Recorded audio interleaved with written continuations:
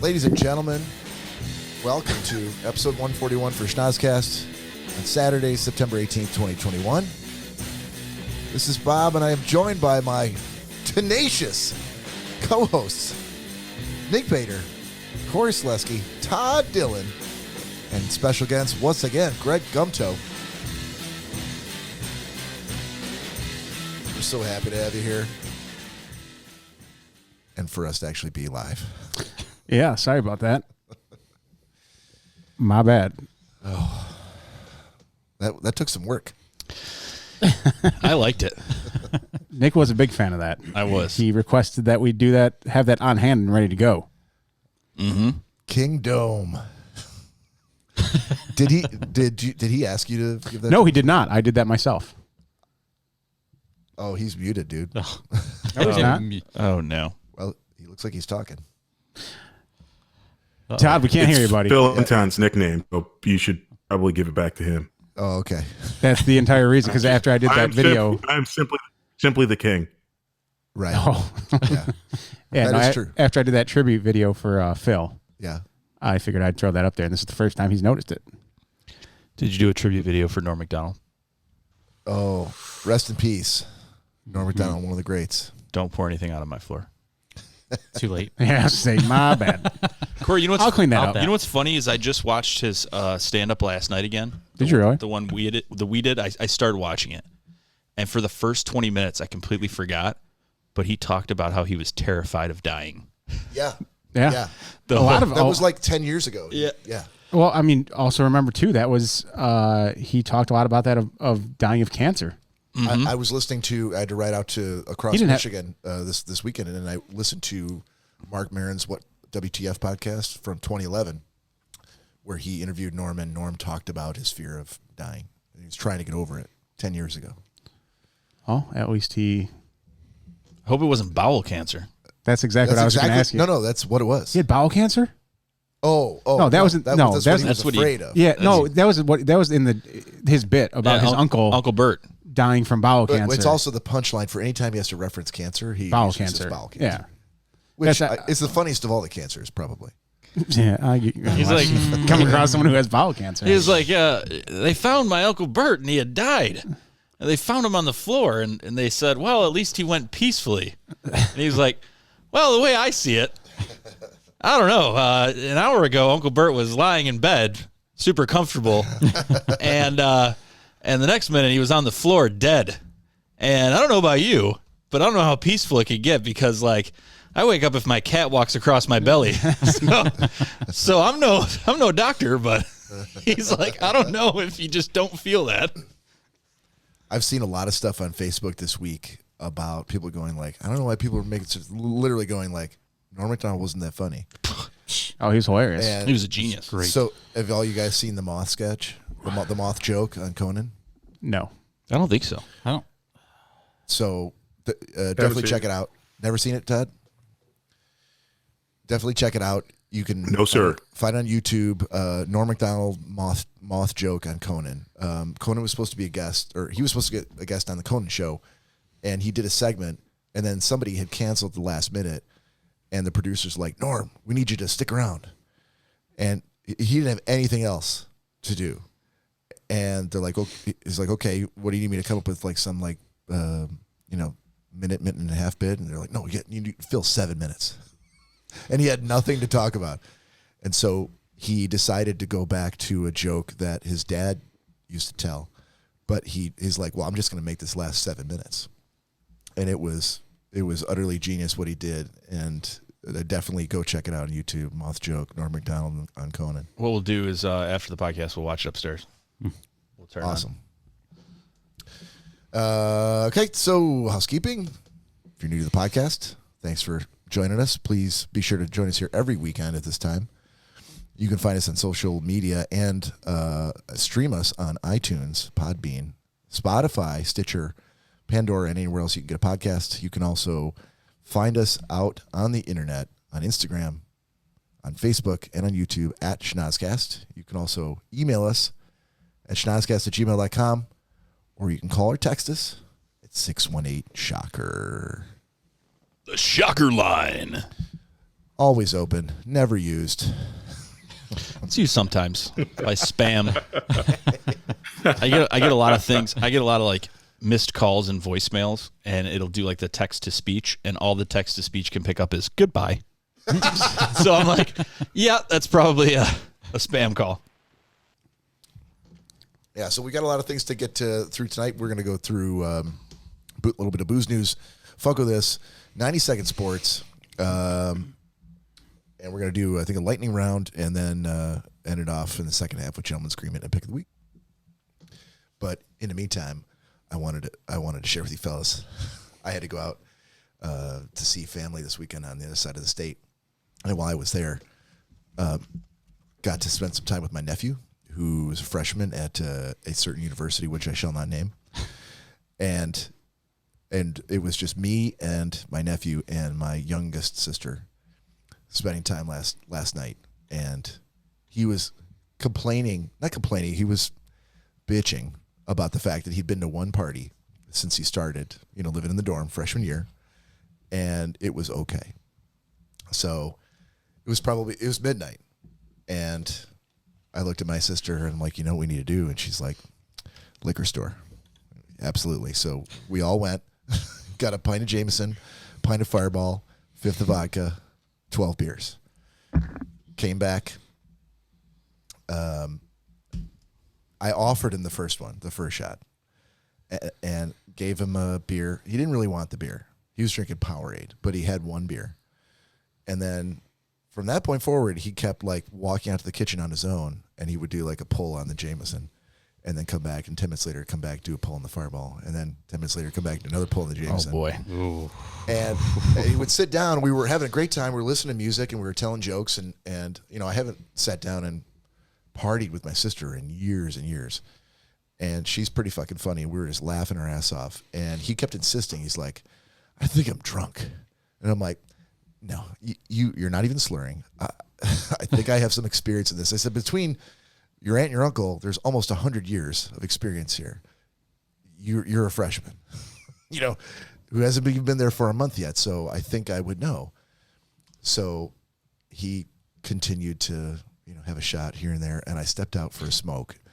And when I came back, it hit him, and he was fucked. He was fucked. It was just the three of us in an empty apartment with just a couple air mattresses. And I got 4 minutes of the greatest video that I shared with both my sisters of him trying to eat a piece of pizza. It was sublime, magical. And then he decided he needed to go to the bathroom. And after a couple minutes, he didn't come back. So I knocked on the door. I'm like, hey, buddy, what's going on? So he had sat down on the toilet and obviously pulled his pants down, and then it hit him. And from the chest down, just all over his puke everywhere, dick, all over his shorts. There were bags of. It's concerning that you saw puke all over his dick, but there were bags of like new towels in the bathroom. He puked all over those, the wall, the shower. The heart wants what it wants, and he's obviously still the puke fucked goes up. So goes. I'm like, hey, it's me. Can I open? Can I see your dick? Can I open the door? I needed to know what I was dealing with. Is there puke on it? Well, we didn't have any cleaning supplies in the apartment. All we had was one roll of paper towel. And That's towels. That tickles. Do you want the puke off your dick or not? So, and since there's no paper towels, when I opened the door, I'm like, okay, that's when I knew he some reason decided he had to sit down in the toilet. And I'm like, okay. So I'm looking at my sister, and I'm like, do we have we got to get him in the shower. Do we have a shower curtain? She's like, no, we have a shower liner, which is completely see-through. So I'm like, I can't, we don't have any shower curtain rings. So I'm like, I can't do this by myself. She's like, I changed his diaper when he was a baby. I'm in. Let's go. Oh my God. I've seen the beginning of this movie somewhere. Yeah. How about you sit him down in the shower, sitting up, and leave? Yep, 100%. Turn the shower on. Yeah. I can't remember. There's like a drum roll right before the movie started. I didn't want to touch him. Or a drum riff. I didn't want to go anywhere near him, so I'm like, take your clothes off, get in the shower, and then... I'll be in a second. And who was this, by the way? It's my nephew. Oh. I'm going to step out while you get even more naked, and then I'll come back in. So I'm in there. I'm standing in the toilet. I'm holding up the liner so we don't get water everywhere. And Yeah. he's like in the shower, and he's like leaning against the wall. And my sister's there. And What was his dick doing at this point? He's trying to cover himself up. He's covering himself up. But when I asked him, like, are you all good? He's like, I don't know. Am I all good? Oh, no. This is yeah.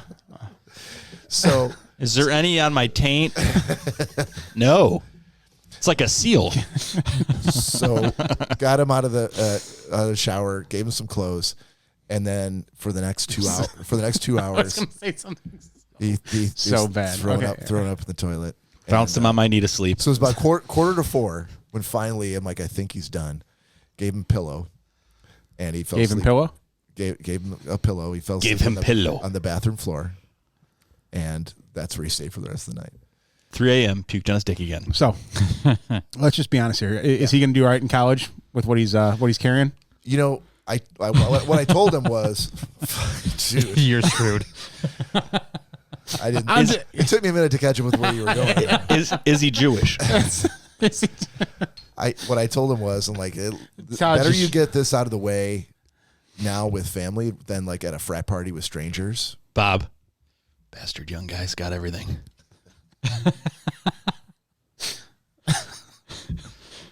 My sister's got the best genes. Anyways, enough about your nephew's dick. Sorry, buddy. So the funny thing, Bob, I think similarly, I think right after we pledged, when we were my sophomore year, I happened to go to Wisconsin to visit my grandma, who owned a tavern in Milwaukee, and I was feeling pretty good myself. And she's like, "Oh, have you heard of train wrecks? That's my family drink. We drink a whole fifth." And my grandma proceeded to drink me under the table, and while I did not puke all over my taint, I'd wake up to her cat thumping my arm. In the bedroom. I was going to say, so you in turn did not also see your nephew's dick, Todd? Did not. Okay. Bob, all I got to say is one final closing question. Sure. It's dick related, I assume. Naturally. Bob. Yeah. We're adults here. Whilst not looking at his face in the shower, could you tell you were related? As I predicted, dick related. Cory. Huh.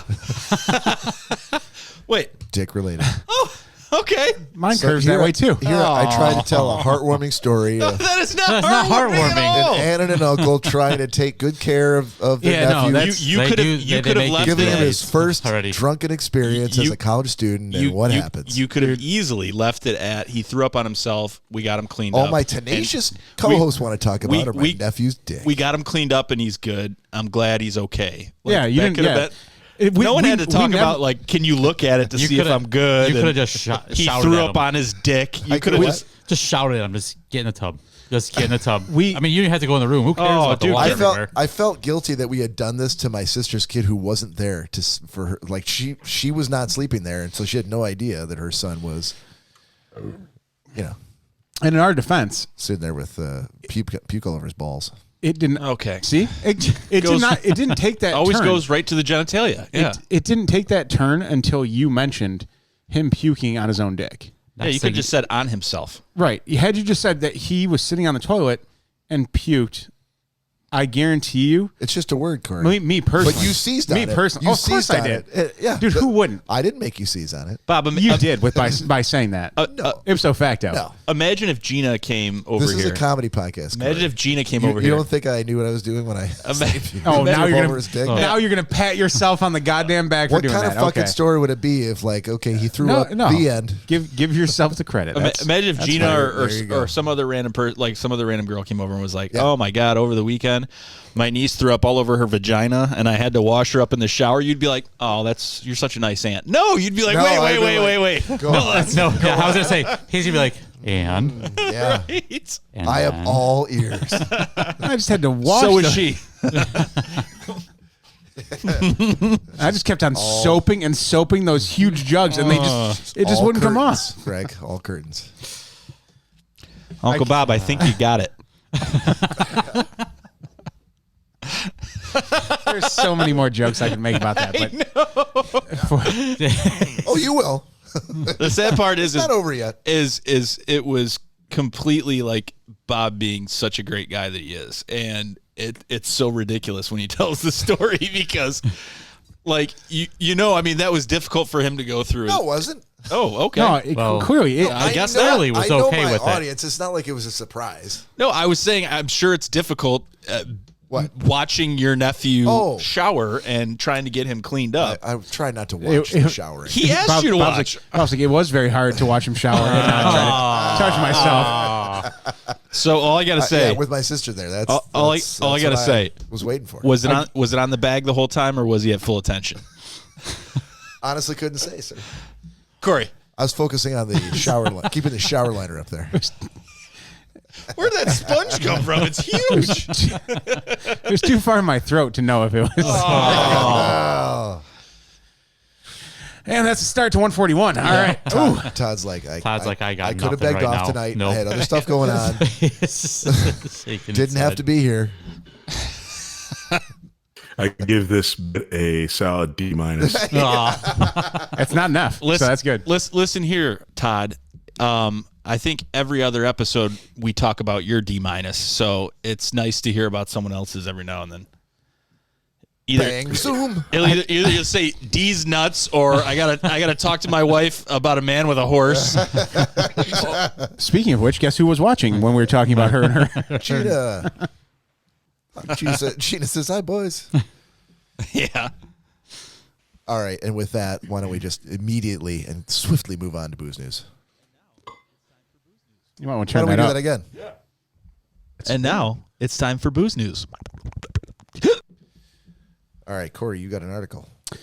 I do, and I was just scrolling through my phone the other night and found some interesting stuff, and this happened to be one of them. And after I read the article, I literally was just in the bathroom by myself and just went, "That's fucking cool, man."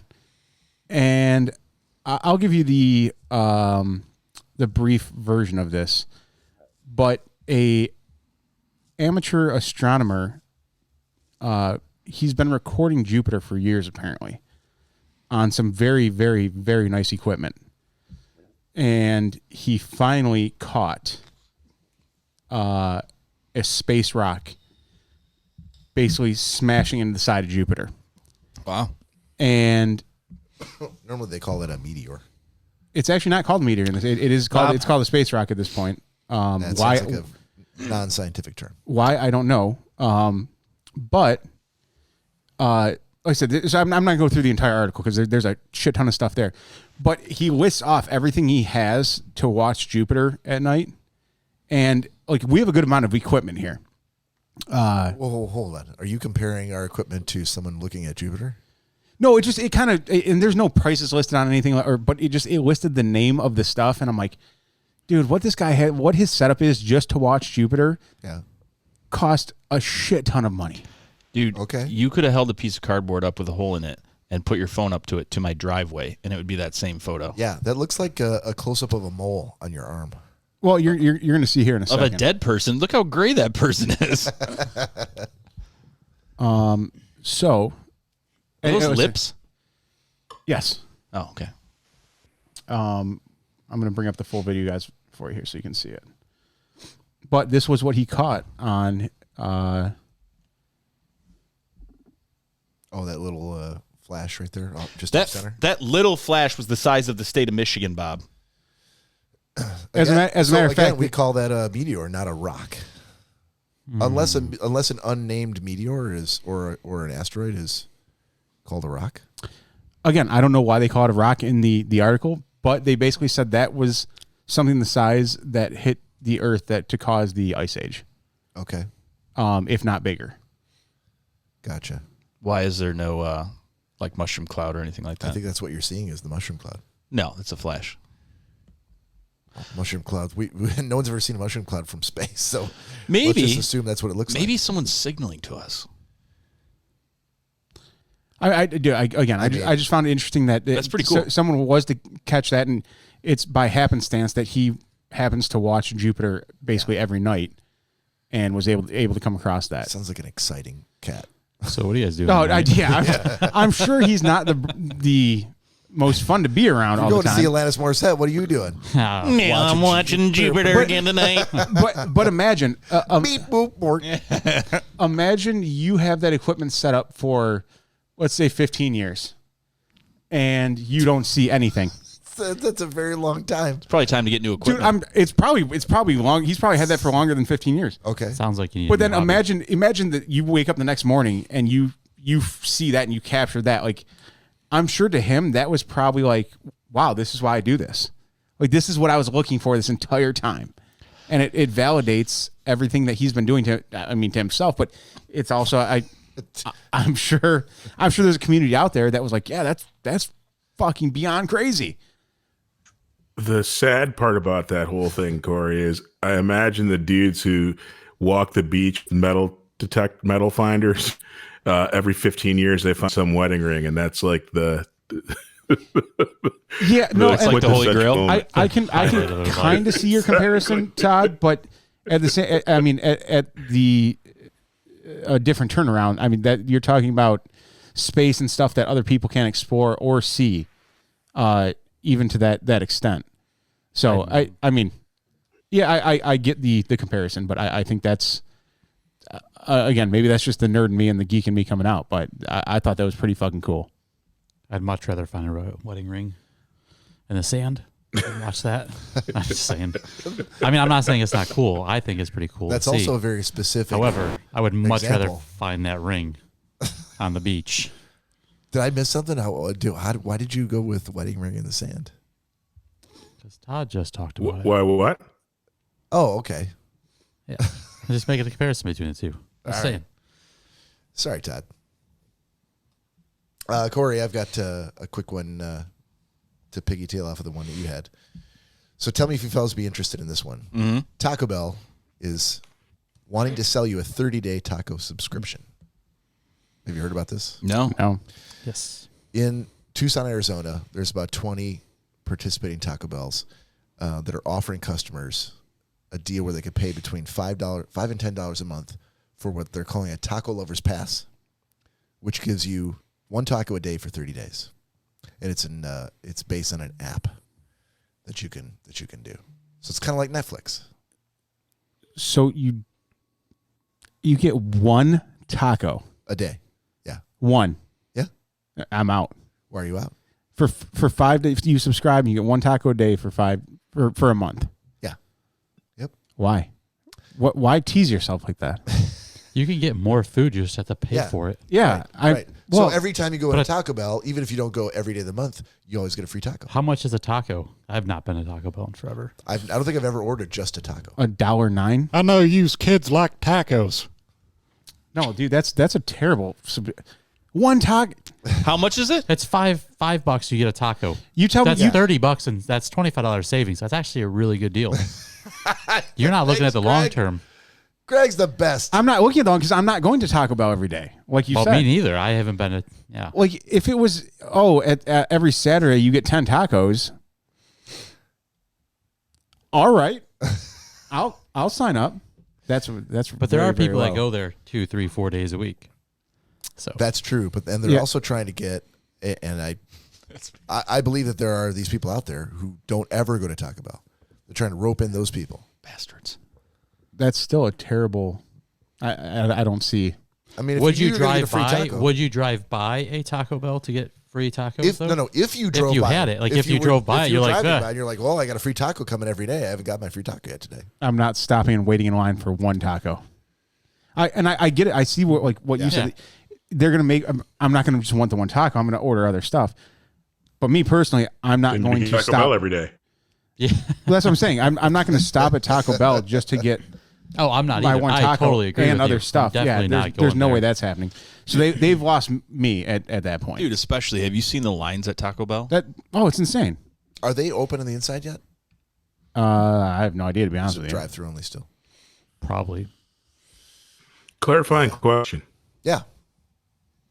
can you stack your taco day? So let's say you go the first 7 days of the month.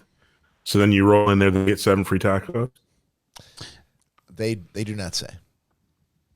See, now that again, that's something I'd be more in. Like, if every Saturday they're like, yeah, you can.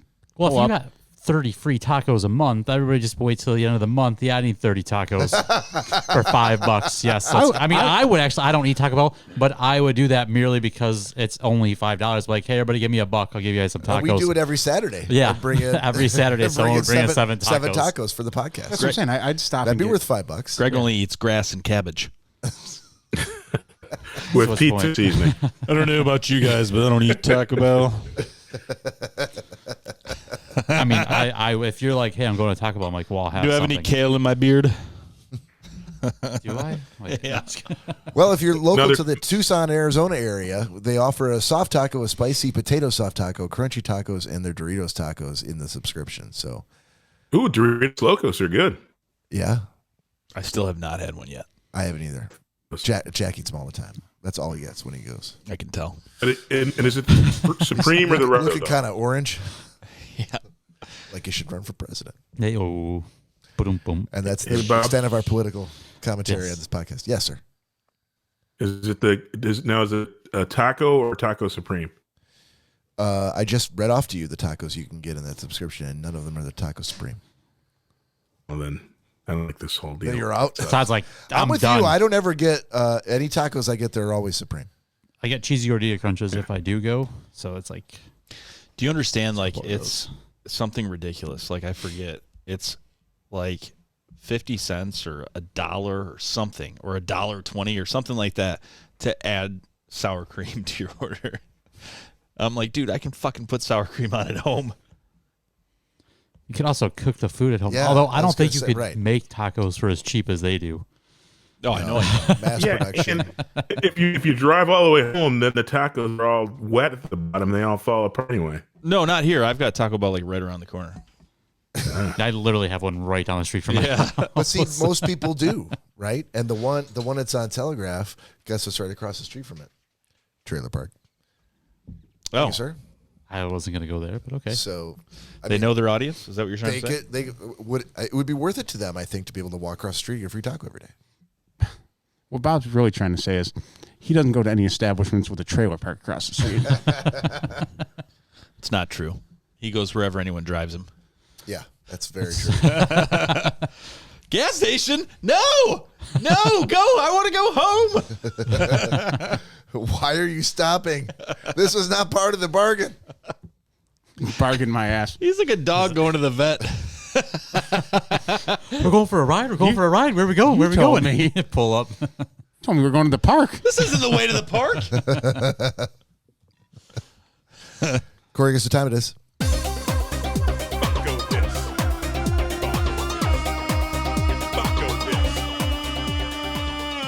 Funko this.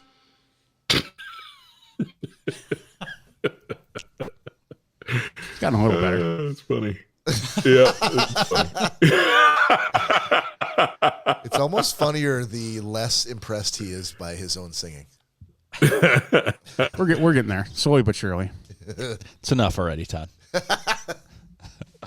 So this week's Funko This was picked up today, actually, and is the second to last I need to complete the Happy Gilmore collection.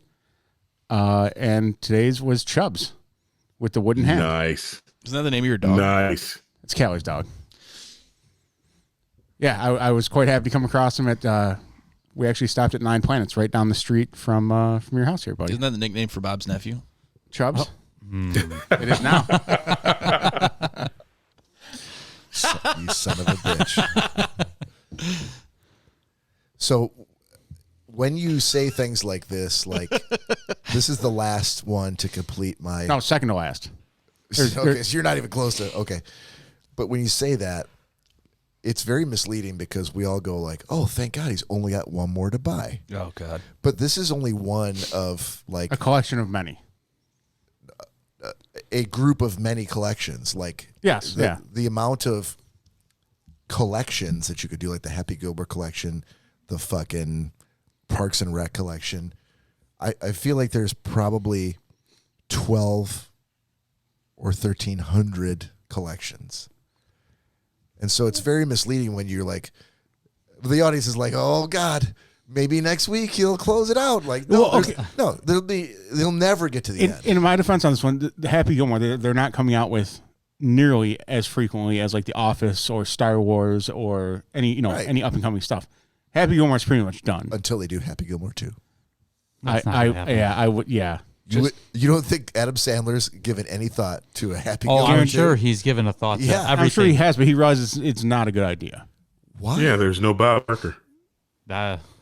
There's always another Bob Barker, dude. Dude, just think, like, is the goal or the next logical step, like, later in life, like in your golden twilight years, when you're retired, like, and you have all these, you have the collections for all like the different movies and things like that. You have all the characters from that they make of each movie. Like, are you going to like make dioramas for them and like put them like a little golf course and put all the Happy Gilmore? I should. A little friend set. That's actually not a bad idea. The Office. I mean, that would be like, okay, well, I don't have any more to collect. So, like almost like really like eccentric rich guys put on like the little monocular or whatever and get tweezers. Monocle. Yeah, and make well, is it a monocle for just seeing? I mean, what's the like monocle scope like that they use for really small items? Like a jeweler's loop? Yeah. Kind of something like that. And they work on like the Battle of 1812 and like hand paint everything, you know, like I could see you like setting stuff like that up. Like, yeah, this is the set of The Office. That's actually that would be pretty cool. That's Pam's desk. It took me a while. 6 weeks right there. Look at the little candy jar. Every little jelly bean hand painted. Yeah. But I will say this week's Funko This does come with a bonus. I have received flack from you guys several times now about the pictures I take to catalog my Funkos. And you always question the desk and my computer monitor that's in the background. Mm-hmm. So today when I took the picture of Chubbs, I decided I would also Oh my God. That's disturbing. show you that is in fact my desk, and that's where I take the pictures. Is that that's not his hand. Is that a Wu-Tang? That's someone else's hand he photoshopped. It looks like he's superimposed. Yeah. What kind of gang sign is that? I don't buy it. I don't know what else to do. Looks like it was taken on a Nokia.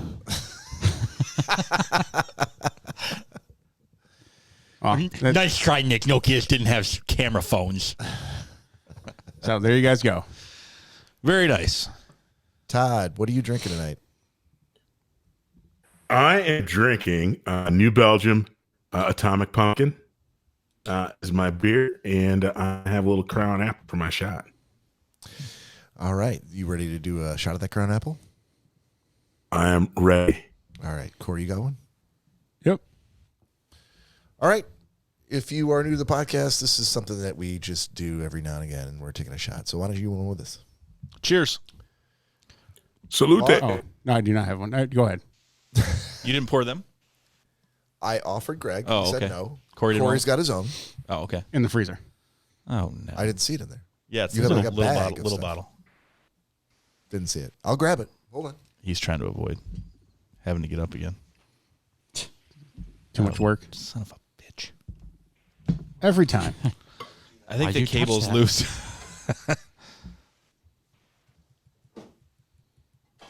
Come on, Bob. No talking when you're off mic. Wow.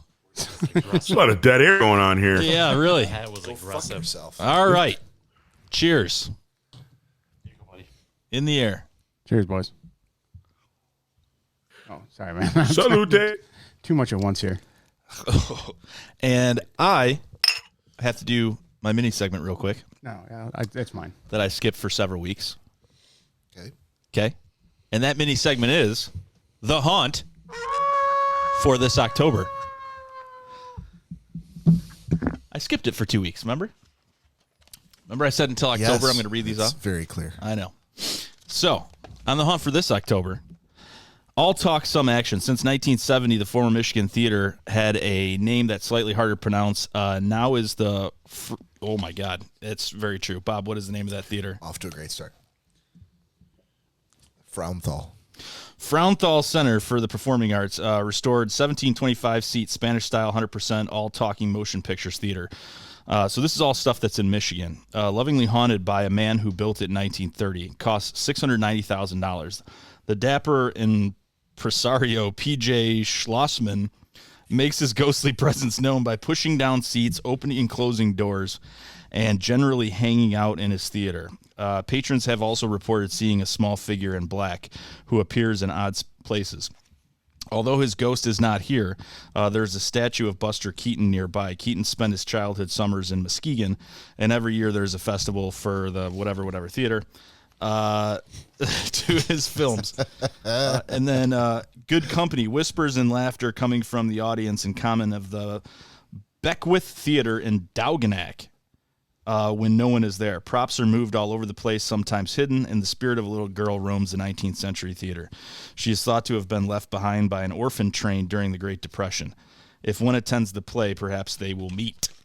And that is the haunt for this October. That's that one's in Dauganac. Show See you there. Show me the word. Isn't that the name of the? Isn't that the I name of don't the know. city? Well, I just closed it now. Point to where it's at. I can put it in Google. Yeah, hold up your hand. Yeah, hold on.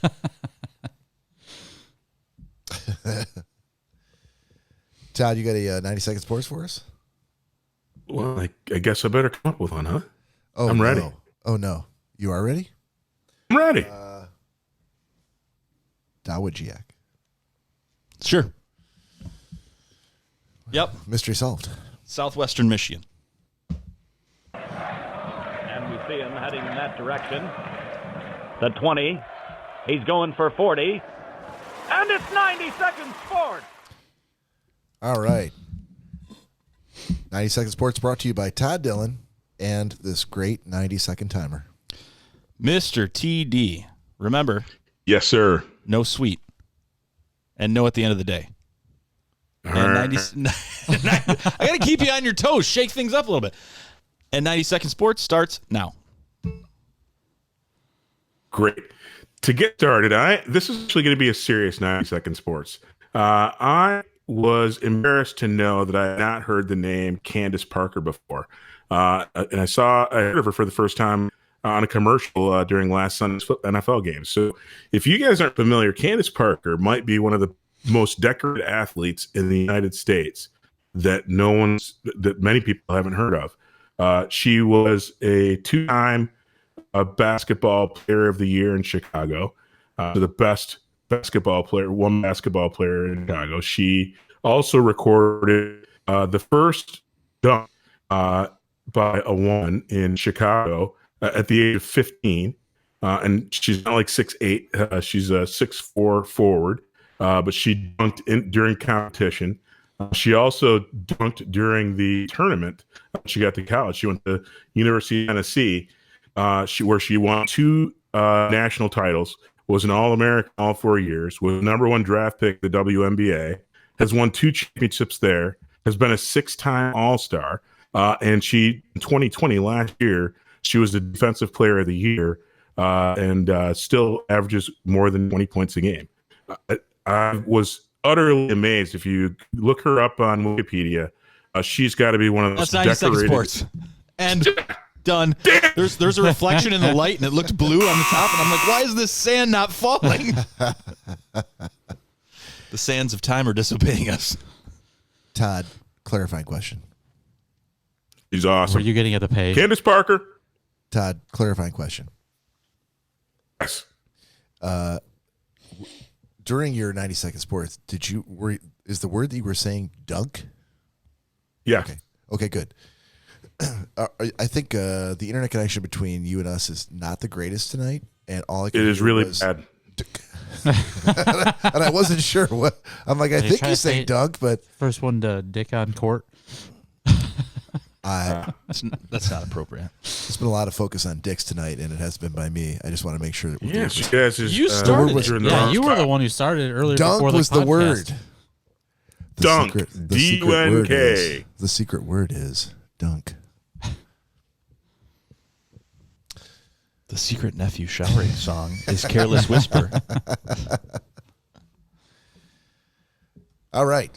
Before we take a break here, I want to do some more of the lightning round because Greg's back, and I feel like I got a couple of chuckles from Greg last time we did it. So, lightning round. If you are new to the podcast and haven't seen us go through this yet before, it's essentially just yes or no questions. We can have it's open forum for discussion if there are any clarifying questions, or if anybody's answer surprises someone. Sometimes we're really fast and we'll all agree, like the answer is yes, and that's that. We'll move on. But other times, there might be a little bit of dialogue. And this is for Joe Guido, who keeps shitting on it. So for the fellas, I'm going to start with Todd. That would make it easy because I don't want Todd to be skipped here. Todd, coffee or tea? Tea. Tea. Nick? Coffee. Cory? Neither. Coffee or tea? Coffee. God damn it. Dude, like you've never had like Lipton iced tea or something. Like you would drink that well before you would drink a cup What are of you coffee. talking about? Like No, hot tea it's or actually- like No, it's Lipton actually iced tea? Actually, funny. Bob and I were talking about that a couple nights ago. I have recently started like trying to gag down maybe I was gonna a cup or two of coffee at work. I was literally thinking like I could see Cory like coming into his own and starting to drink coffee. I could easily see that. I've been trying. It's not pleasant, but with enough milk and a couple pinches of sugar, it's done all right. Give me a break. I've never really. Question. Yeah. Why does Cory keep trying to take up bad habits of things that aren't good for him? He was a chewer, so he's like, "Oh, I'm gonna stop chewing and start vaping because that's good for me." And now he's like, "I hate coffee and tea, and caffeine's not good for you either, but I'm gonna choke it down until I'm addicted to it." Because he finds like any kind of fix, and he's like, this is something I should be doing.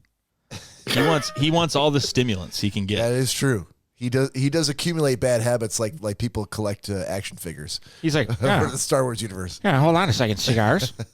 Hey, oh, okay. So if you accidentally breathe them in, you throw up. Okay. Yeah, that sounds great. Chew.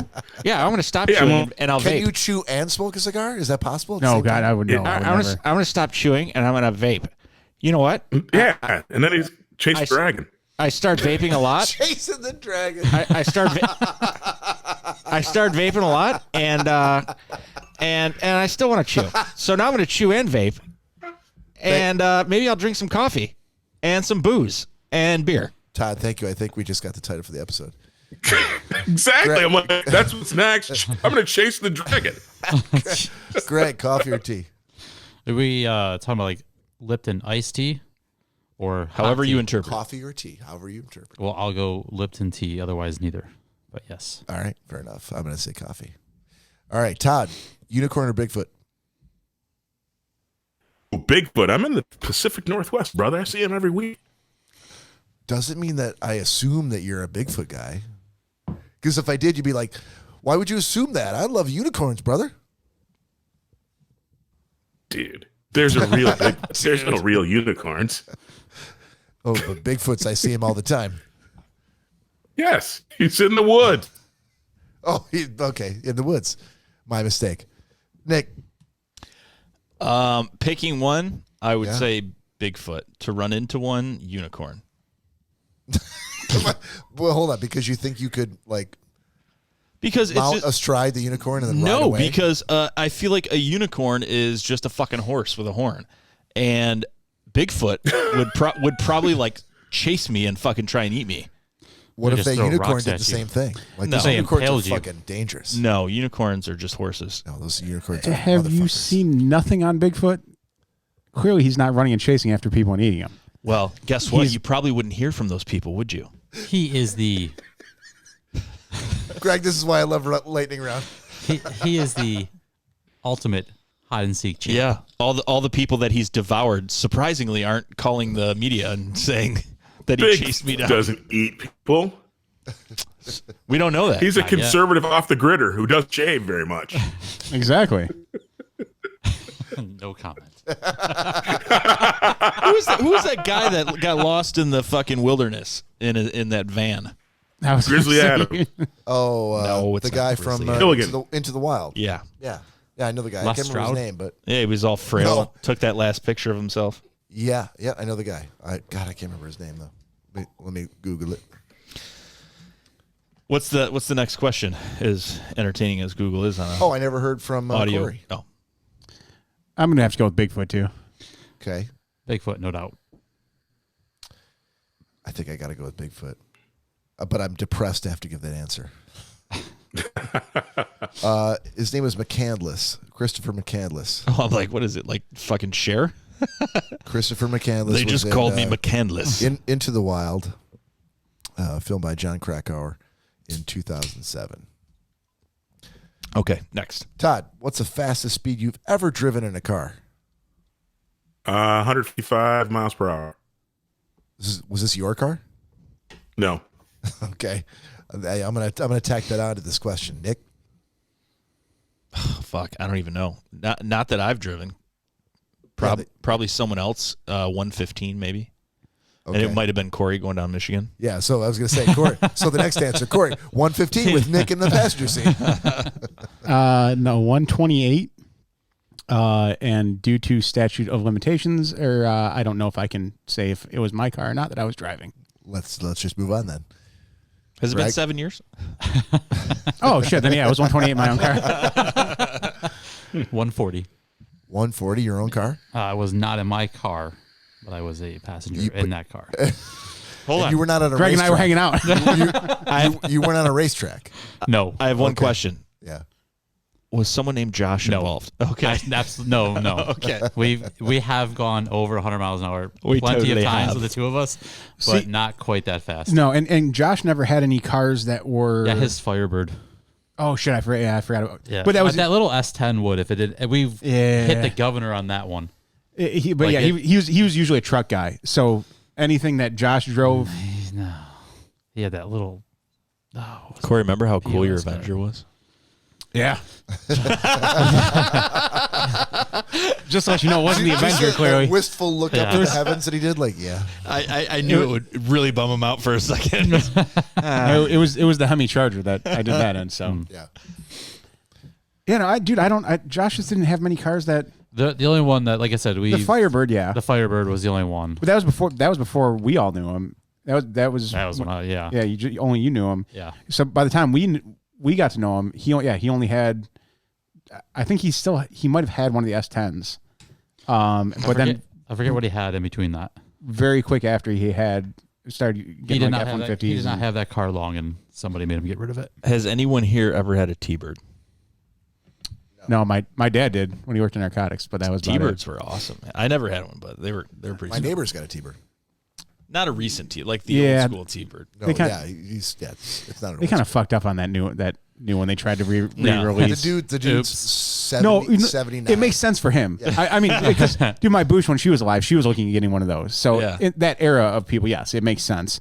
But I don't think no one was like, oh, that's a sweet, the brand new T-Bird they just released. Yeah. There was no like legit car collector out there that was like, yeah, I need to pick up one of these. Yeah. All right. I think for me it's 120. Todd, cake or pie? Yes. First bite of each, please. Oh, man. I know. Pick one. Yes. Pick one. Damn it. Pick one. Cake. Got cake. Cake. Damn it. No, pie. No, Pie. cake. Damn it. Final It's answer. cake. Your final answer. Moving on. Nick, Pie. Todd, or Cory. I'm right there with Todd, but if I have to, I'm gonna go pie. Oh, and he went cake. Having to. Well, he went between cake, two. then pie, then cake, then pie, and Yeah, it's who knows what he ended on. Greg, Cake. pie. Todd, Godfather or Star Wars? Star Wars. Nick, Neither. no. Come on, dude. It's like, I've never seen him. Which one would you like to see the most, knowing nothing about either one? Godfather. Godfather all the way. Star Wars. Star Wars. So for tonight's gentleman agreement, Nick gets Star Wars. I don't know that I would. I wouldn't give him Star Wars. I don't think I would either. Because you have to. It'd be so lost on me. He'd be like, "What the?" There's a ton of other examples where he said like things don't age well. You know what I mean? They don't. We've had that discussion before. Yes. Star Wars is the ultimate. Like probably won't age well. Are there puppet woodchucks that come across the screen? Possibly no. Decline to answer. Todd, how many times did you sneeze in the last 7 days? Ooh. 6. Nick, 2. Cory, 37. Cory sneezes a lot. yeah. Dude, once I hit that first one, I have at least another 6. Are you? This is another like great fob question. When you have to sneeze, how many sneezes do you normally do in a row?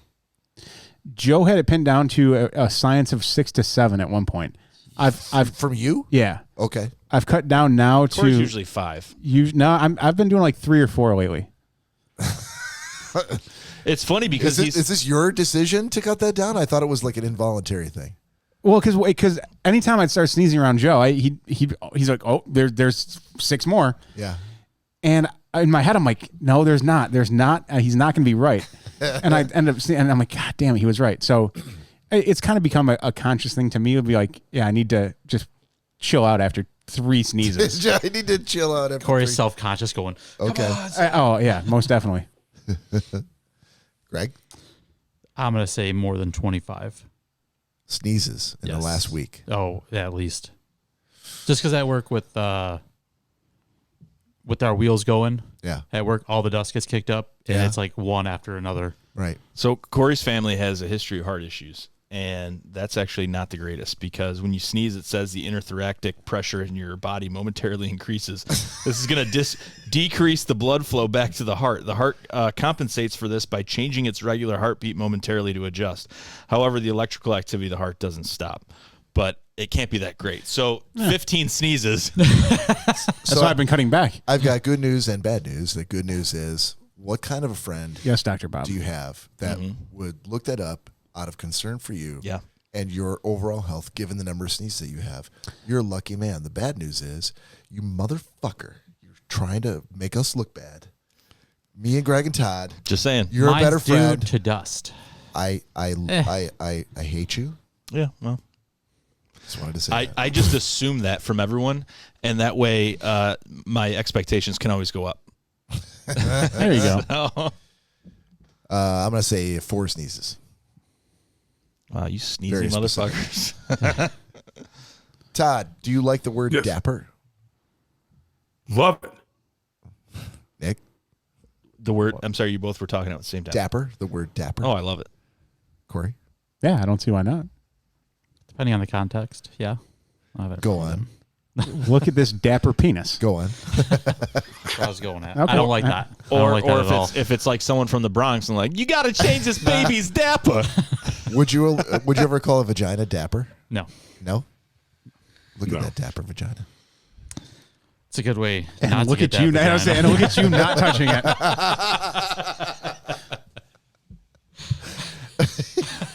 Yeah, I think dapper more or less describes It's a gentleman's term. Like a Yeah. suit of, armor. Gentlemen's term. yes. Let's go.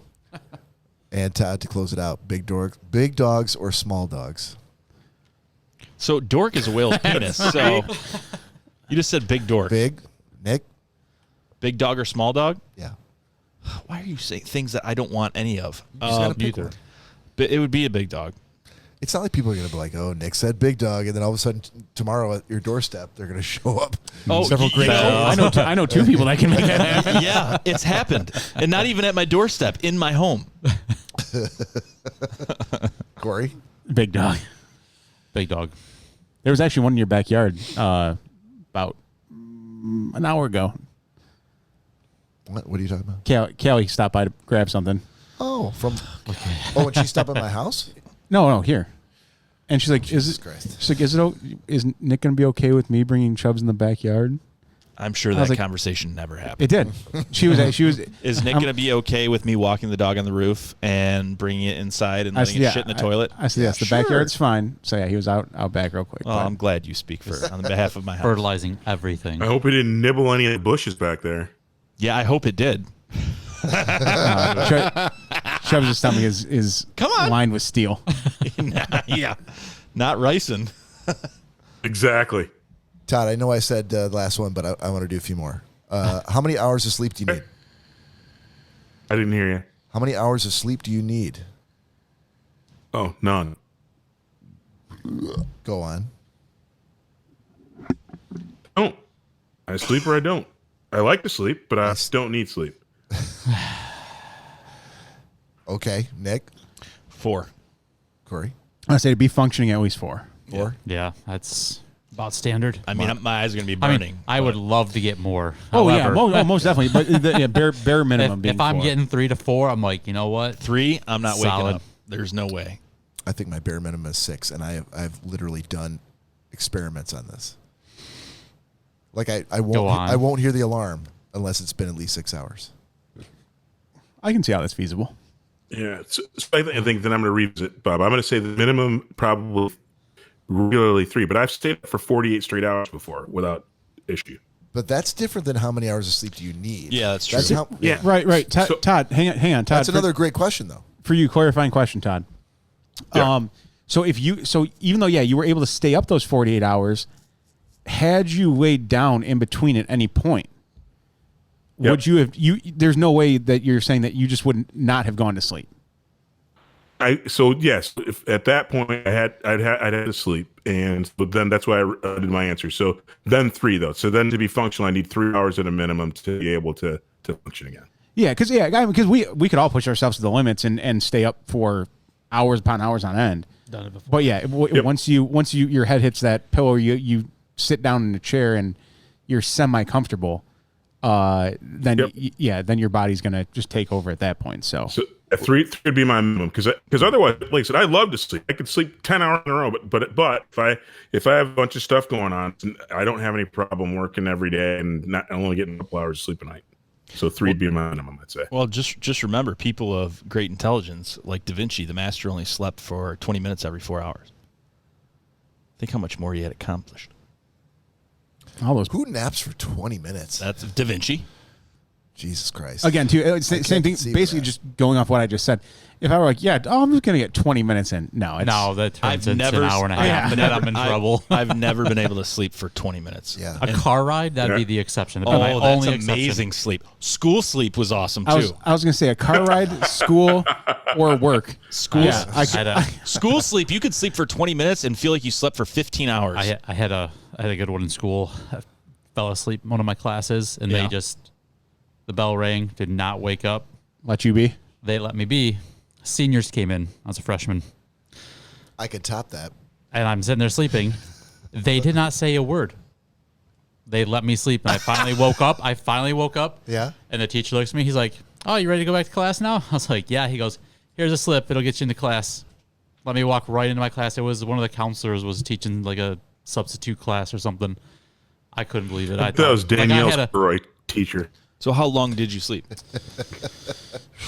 30, 35 minutes. Did maybe? he give you a wine cooler too? No. No. Any Quaaludes? I don't think so. Maybe that's why I fell asleep. I don't know. After school.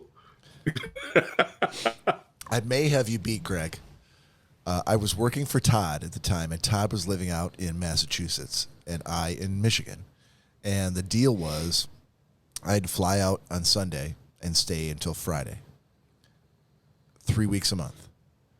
So I was on the way home on a Friday, and I had to do a connecting flight. It was the only flight I could get. And wherever I was connecting through, I was waiting for my flight, and I was a little early. I mean, there were people there, but there was probably a good 30 minutes until they were going to board the plane. And so I had my bags, and I was sitting there with the rest of the people waiting for the plane, and I nodded off in my chair. And when I woke up, everyone was gone. Not just the people, the gate agent. There was nobody in the hallway. It was me. They boarded the plane. They may have tried to wake me up, but I feel like they didn't. Called me. I didn't respond. They saw one guy out there sleeping. They were like, fuck that, dude. And then they walked away, closed the gate, and I woke up. I think I probably slept for over an hour. Oof. And I had to rent a car to drive the rest of the way home because I couldn't get on the flight. That's awesome. Working for Todd Dillon, that's what happens. Todd, question: are women complicated? And think about that, yes, because Mary may be listening to this podcast. Yes. Okay. Yes. It's a yes or no question. You don't have to elaborate. Yes. And if she gives you any shit, just say, I only said yes. I didn't say how complicated. Yes. Nick. I'm going to say yes with explanation. Any guy that were to say no is lying. Interesting. Yep. Okay. Yes. Yes. I would say no with some explanation to say, no, they're not. If you spend enough time exposed to all the craziness, yep, you will. No. It just becomes normality. You'll figure it out. Yeah, it becomes. I mean, you'll look at Playboy you for the crack articles, the code. Right? No, but it's at a per woman basis. Like you could crack the code for one woman. Everybody is. Right. No, you can't. You can't. It always changes. Yeah, I'm gonna on a per woman basis. No, it's crackable. But it only applies to that woman alone. Like, move on to somebody else, you got to start all over again. Lori's like, so you cracked the code, huh? Yeah, exactly. That takes. No, she knows that's not true. Crack the code of my craziness, did you? I told you Let that. me turn that up a little bit. No, she knows it takes time. Babe, listen. Yeah, no. Since Bob brought that up, Somebody's getting a phone call here in about. No. I want to go back on my answer and change it. Well, not really change it, but I still say yes, and Bob's an idiot. Yeah. So. Hey, I think everyone's complicated. It's complicated. Everything is. how long you Danielle been together? 6 years. And you don't think you've cracked that code? In 6 Definitely years? not. No. Dude. Definitely not. That is not the view that Nick and I have gotten. The view that Nick and I have gotten is that let me give you running the show here. Let me give you an example. Last night we were watching America's Got Talent, the finale. Yeah. Well, that's your problem. Yep. And I was cracking up at something. Yeah. And I turned and I looked at her. She was crying. And she was bawling her eyes out. Yeah, she cries a lot. And I'm like, what? Were you surprised? Oh, at what was going on? Yes. You were surprised that she was crying. What was going on? Yes. Yeah, I guess to your point, you haven't cracked that fucking code. 6 years, And you won't. I don't know what you've been doing, but And Bob, no, thank you, he Todd. won't ever crack it. I agree with Todd. Here's the truth. hold on. Here's- Oh, Todd's trying to interject here. Yeah, no, I'm agreeing with him, and he said that. Go ahead, Todd. You'll never crack the code. Exactly. They're complicated. The answer's yes, they're complicated, and you'll never figure it out. Here's the question, and it was in an episode of Seinfeld. Did you cross the Red Sea and put your arm around her and console her, or did you continue watching America's Got Talent? I don't like the Red Sea analogy. That's kind of inappropriate. No, it's not supposed to be period Red Sea. That's not what I was talking about. Get your mind out of the gutter, you filthy Oh, I'm sorry. fucking Elaborate. douche. Tell me. Correct me. Well, I was like if she was Russian. Yeah, right. That's all. Yeah. Sorry, Jewish. No, I looked and I was like, I got more fish sticks. I'm like, oh, you got to be kidding me! And I just kept on laughing. Oh, I'm sorry, babe. And then she started that's the crying more. difference. He didn't crack the code, but I'm not sure he's interested in cracking the code. No, because in that situation, and she'll be the first to tell you, she's like, I don't know why it happened. It hit me. Right. And in that point, like she's not looking for consoling. Had I tried that, she'd been like, "What are you doing? Stop!" Like I don't know why that hit me in the way it did. Just live with it, and you can laugh at it and be happy. And Right. I'm gonna cry for a second, You and guys then are we're like gonna be those. good. You guys are like those theater masks. But I think Where here's the one's laughing, the one's crying. Yeah. But I think here's the difference. It doesn't sound to me like you were interested in why she was crying, and maybe that's why you can't. Oh no, crack the I code. am, and Okay. I always am. I'm like, what happened? Okay, so you're always trying to learn from that. Yeah, and I wish she was here right now to give you the actual example of. You get on the phone. She's sleeping already. She won't answer if you call. Probably not. All right, Greg, damn you it. be Danielle. But Okay. she, You Show crack us. that bit of the code. Don't wake her up. But I'd slowly look over at her, and she'd start chuckling as she's still crying.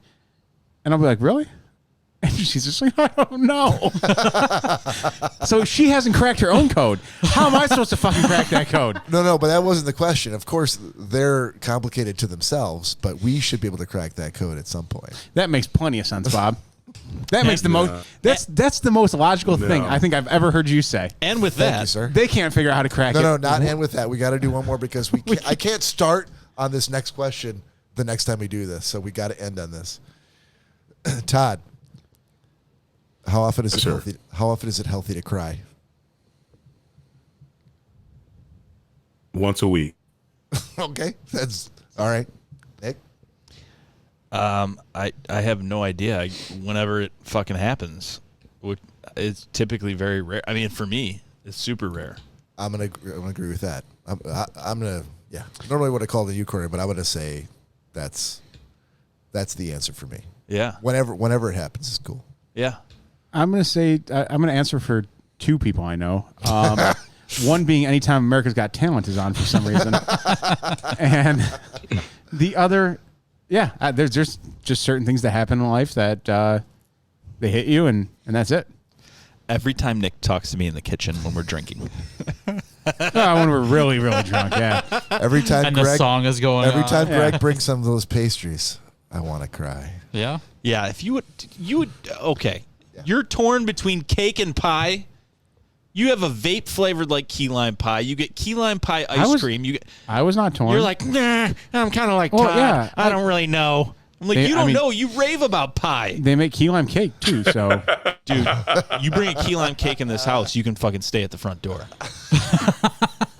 Wow. Key limes do not belong in a cake. That was aggressive. That was very aggressive. Very aggressive. Yeah, I feel let's shift uncomfortably over to Greg. Well, I'm Greg, about to start crying right now in a minute with all this tension in here. How often is it healthy to cry, Greg? Whenever it's appropriate and whenever it's needed. Yeah. Bingo.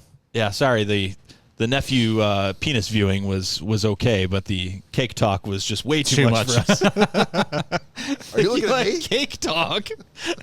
Who else was talking about seeing their nephew's dick? This is so uncomfortable. You? I don't have a nephew. It doesn't matter. I have It's somebody several. else's nephew. I have several, and I would never do that. I would spray them with a hose. I would be like, you crack the door open, say, hey, put your ass in the tub. One of just these turn days, it on. I'm just going to go right to the interlude and then like, and I'm not even going to announce what we're doing. Fair enough. All right. All right, we're going to take a break for 15 minutes. Don't go anywhere. We'll be right back.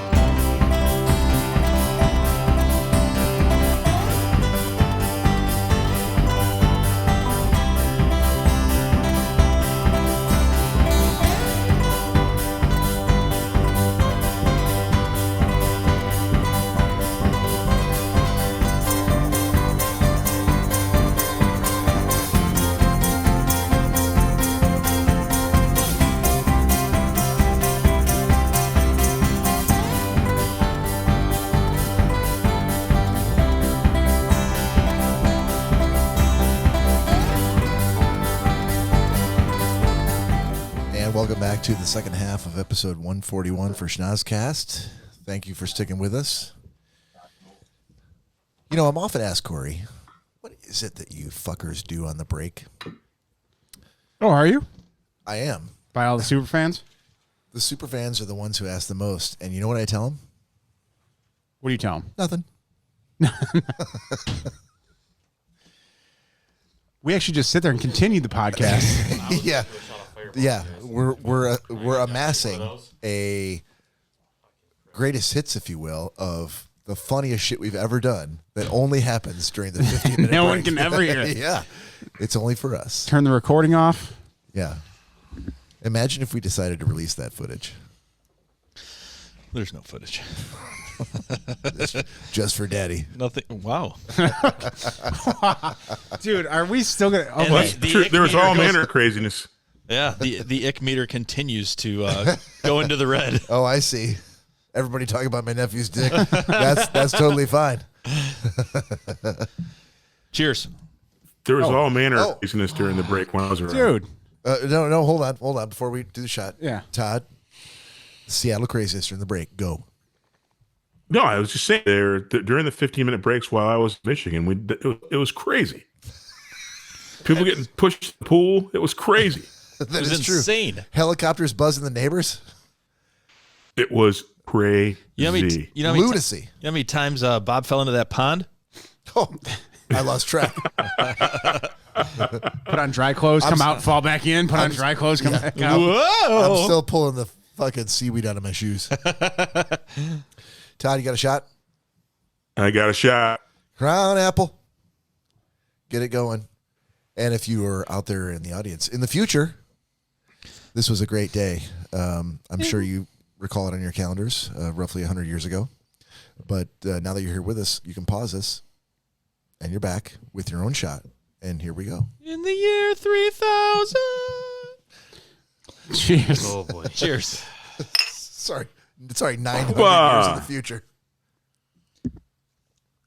Oh, God. Oh, Shibuya. Shibuya. Filled mine to the brim. Oh, God. It doesn't go down as easy after that Jack Fire. No. They're fighting inside. I don't know. My Jack Fire is pretty good. Go fuck yourself. Speaking of fighting. Oh, it's the MF and Gentleman's Agreement. Oh. Done.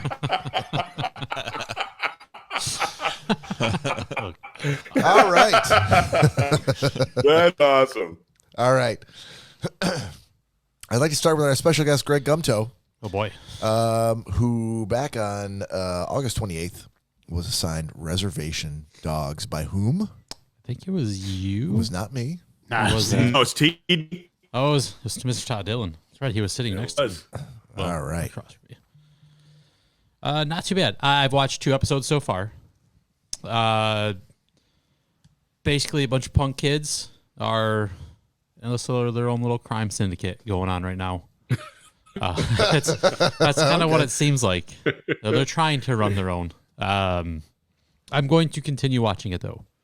So after 2 episodes, I think they're half-hour episodes. So wait, sorry. Can you give us the synopsis again? 30 seconds.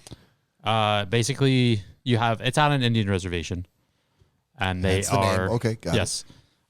Basically, I think there's 4 kids are basically just hoodlums. They're wannabe criminals stealing, and as of right now, I don't know what happens. Mayhem. Yes. So, and I just got to the point where there's some new, I guess, group in town that's gonna take over their turf. I see a turf war coming, so we'll see. Okay. B-. We're going with grades again. B-. So far, we'll see. It could go up or down. We'll see. The legacy of Todd Dillon. Speaking of Todd, let's move on to Todd then. Todd, you had to watch Green Book from me. I did.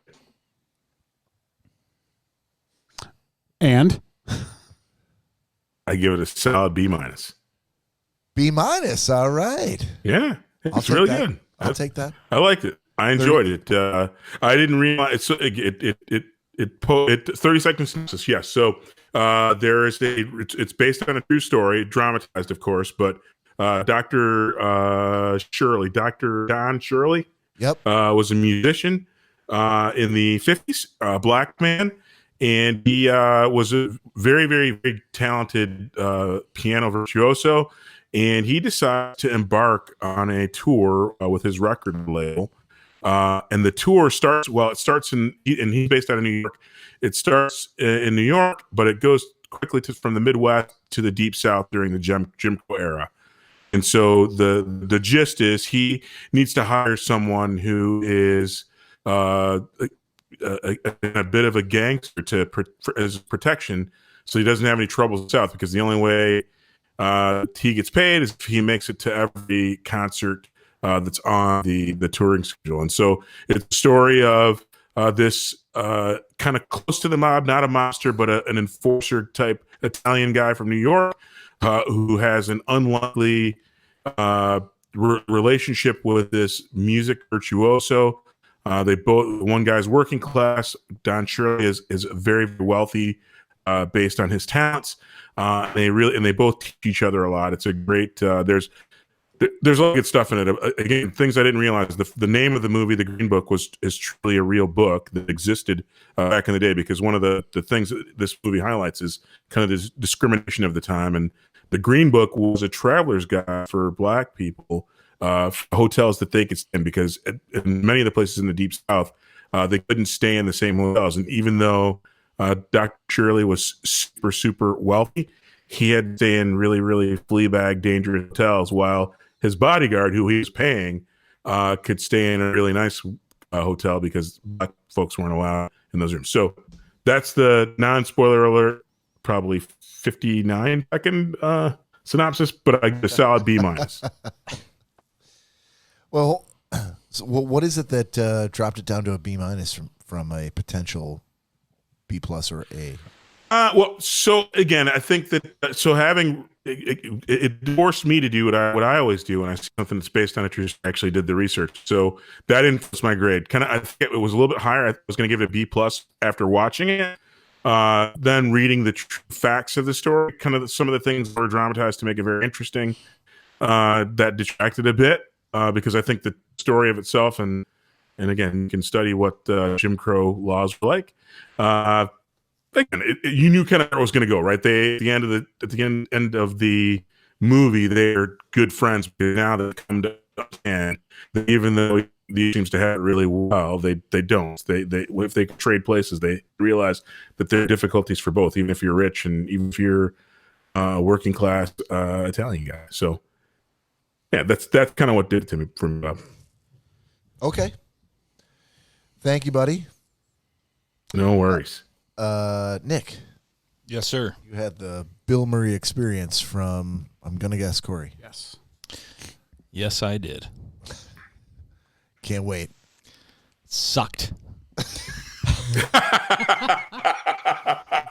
This is just so that if you're just tuning in the podcast, last week Nick had to give a review for Caddyshack, and so it was the cannonball of Caddyshack and Bill Murray experience 2 weeks in a row. Yeah. So I will say this. Quick synopsis is that it is a very high maintenance actress, like D-level actress in Hollywood, who loves Bill Murray, and she's a borderline stalker, and she wants to meet him and have what she calls a Bill Murray experience. And her example of a Bill Murray experience is all these people around the country or world say that when you randomly run into Bill Murray, he makes some kind of memorable moment because he's just not even like a guy's guy, but he's like an everyday person, and he's always continue on. He's always. What, did I watch the wrong thing? Yeah, but it's not your fault. That was my fault. You called it the wrong thing? I called it. Yes. Okay. Well, this sucked. Yeah. So it was a documentary from her perspective of basically trying to get her life was in shambles.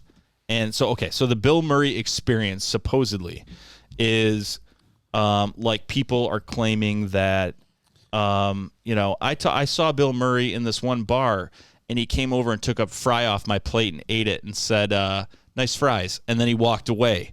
And I saw Bill Murray, I was having my wedding, and Bill Murray walked in and randomly came in the background and photobombed our wedding. And so all these different like funny things that Bill Murray's done. Apparently, up until recent history, the cool thing that I understand Cory would love about Bill Murray would be that he refused to ever have a cell phone. If you wanted to get a hold of him, you had to call an 800 number and flag down his people, and his people would arrange something with him. So there's all these experiences that people have, and I'm not doing any justice, but basically where he kind of does the equivalent of 7. Is that 7? Oh, 5. But that's 5 because you said 4. Okay. Bob just got off mic to sneeze. So So basically, she wants to gravitate towards Bill Murray and somehow figure out where he is so she can have her own experience. But it completely contradicts what her definition or anyone else's of a Bill Murray experience. Supposedly, like, a Bill Murray experience is supposed to be, trying to catch the wind. It's completely impossible. It's supposed to be completely happenstance. He's supposed to walk into your venue or walk into a bar and you bump into him and he buys you 2 shots and tells you a joke, or, something crazy or funny happens just in everyday life. And he loves the idea that he doesn't let his fame go to his head, but he likes to give fans, or maybe even not fans, or not even announce his own presence, just the random happenstance experience of him, just Bill Murray walking up to your table and something crazy happening. So this chick, like a D-level actress, does a documentary about how her fiance dumped her and she got cut from this movie, and all these horrible things happened in her life. And she ends up like in shambles, and she thinks she sees online that Bill Murray does like all these crazy things for people, and she's like, oh my God, this is the thread that can mend the hole in my sweater of my life. Like, Bill Murray is the answer. I need to randomly bump into Bill Murray so he can do something really funny and walk up to me like it's no big deal. And by Bill Murray doing that, that's going to fix my life. And she also announces throughout the movie, and she's very attractive, probably like 40. And she also announces that, in one or more ways, that she's like looking for a daddy kind of a girl, And so I have a feeling she's slightly attracted to Bill Murray as well. So basically, she, with her girlfriends, her entire life with her friends is consumed with hunting down Bill Murray, to the effect that she has a like 1990s detective board with red string connecting pictures of Bill Murray and where he's been, and a map and all this shit. And it is very Stalker-esque. So not only did she like lose her fiance, she lost several jobs. She has some clout because she knows like a producer that knows a producer that knows a producer that produced really fucking important flicks. So she has some in Hollywood, but she's like a no-name person. And as a result of her hunt for Bill Murray, spoiler alert, she loses her friends. Her friends stop being friends with her halfway through the documentary. Her hunt for Bill Murray includes going across the country to a golf outing that he goes to every year. And guess what? It's the first year he doesn't, it's the first year he doesn't fucking go. And at that point, you should know this is great. Then it's not meant to be. Then apparently he was filming in Malaysia or something. So she was convincing everyone she knew, we need to go to Malaysia to finish this documentary. It got back to Bill Murray that she was doing this documentary. And you know what he said? Game on. She's looking for me? Okay, game on. So Bill Murray went out of his way to hide from this crazy chick as she's trying to hunt him down for this documentary. That sounds like Bill Murray to me. Yes. Absolutely. But the funny thing about it is, how can she use his name? He would have had to agree and say, like, No, I don't think so. She it's nothing. His name isn't trademarked, so it could be any Bill Murray. His image is trademarked. Yeah. So his image is probably it's his own. Yeah. Well, that's not even true. There are plenty of no. There are probably black market T-shirts. I think there's a law that states everyone's image, without having to go through anything legal, is trademarked immediately. Your image is trademarked, whether you like it or not. That's why everyone has to ask for permission to film you. Oh, it's kind of weird that I was on the cover of a Blind Melon CD for this week. Yeah. But without my fucking Consent? You have to agree to anything, including your image. So it's just a known fact that from the second you're born, your image is trademarked. Okay. So anyhow, so she goes on and on. She loses her friends. She doesn't end up having to go to Malaysia because guess what? She finds out he's filming a scene 3 miles away from her house. So wow. So all these places that she goes, if she's not sounding crazy enough, she decides that apparently to get Bill Murray's attention, I have to get 50 balloons. So it shows her going to Party City and purchasing 50 balloons like the fucking character from Up, and she's walking around with these balloons. So, I mean, she's not trying to blend in. She's trying to be insane, which she is. And when she finds out he's 2-3 miles away, she buys 100 balloons, 100 regular balloons. She's carrying them around like a psychopath. And guess what? They don't let her on set. And they tell her if she wants to even come close, she's got to let the balloons go. So like 5 times through the show, she's spent money on 100 balloons that she has to like let go, or they slip out of her hands or something. And she's now known as like the crazy guy stalking Bill Murray. And as most crazy people do, she announces through the whole episode, like, I'm not crazy. Of course, because anyone that says they're not crazy is typically not crazy. But surprisingly enough, she nails down Bill Murray's fucking brother and gets an interview with him by buying him beers and gets like a 10-minute sit down, and his mannerisms, voice, are the same. Are exactly he's a D-list actor too. The same. he first of all, is it Joel Murray? First of all, it's not Brian Doyle. I can't remember. No, it's Joel. Okay. So his voice doesn't sound like Bill. His face looks similar, but he's got a whole head of hair. Yeah. And when he imitates Bill, he sounds exactly like him. Like he'll be like, "Oh, my brother will say," blah, blah, blah. And I'm like, "Whoa, what the fuck just happened?"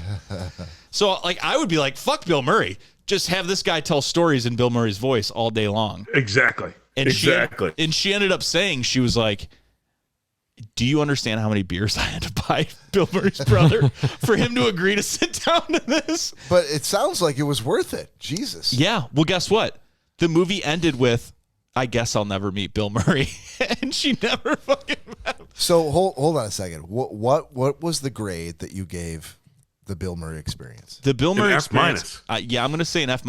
Because so on remember, top, on the break, we were talking about how would we restructure? We're potentially going to restructure a gentleman's agreement, at least in the time that we allot to it and the placement in the show. Mm-hmm. And we were saying that,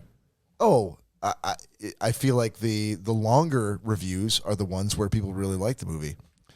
It's complete opposite. Yeah. No, 100%. Nick was just tearing this down, but he was laughing through the whole thing. So I was like, I didn't want to stop him. Yeah, right. This hurts so good, and the fact is that this chick, if that wasn't bad enough, basically was just sitting in front of a camera talking to it the whole time, and every fucking scene that there was a scene change or anything, she started crying.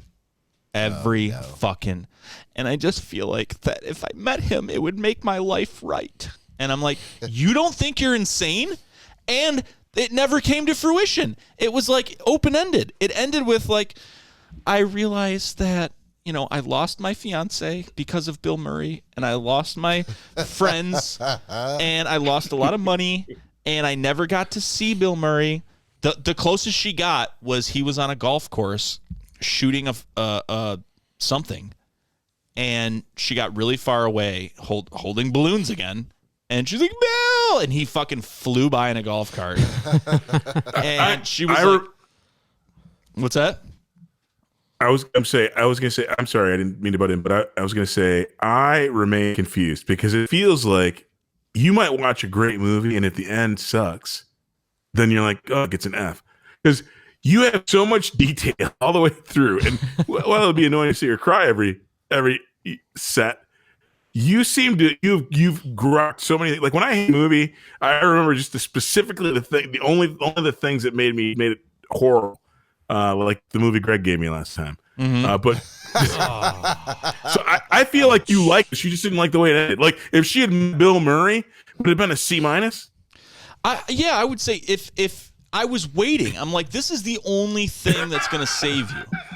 And at the end, she got like a touch of sanity, and she was like, I guess it defeats the purpose of chasing Bill Murray down and stalking him, because that's not the way you get a Bill Murray experience. It just has to be happenstance. Yeah, you fucking explained that at the fucking beginning, and you're just crying and ruining your life through this whole fucking thing and making Bill Murray hate you. And yeah, it was absolutely horrible, and it ended with her like, yeah, I guess I'll never meet him. And at the end, she ended up like going to some huge party and wearing a like rainbow silver wig with a unicorn horn and a tail. And she was the unicorn girl because she was super hot. And so, and it never fucking happened. It was ridiculous. And God bless Bill Murray for never meeting this psycho. Last clarifying question then. Yeah. So literally, if on this whole movie ends, it's horrible. And then on the outtakes, 1 year after the movie was actually produced, she's freaking at Cheese's with her nephew, and Bill Murray rolls in and puts her kid in the ball pit. Would you have then said, this is the movie I've ever seen? It feels like that. No, I would have been like, okay. I would feel like I finally got to climax. Like, like, okay, this is what I'm fucking looking for.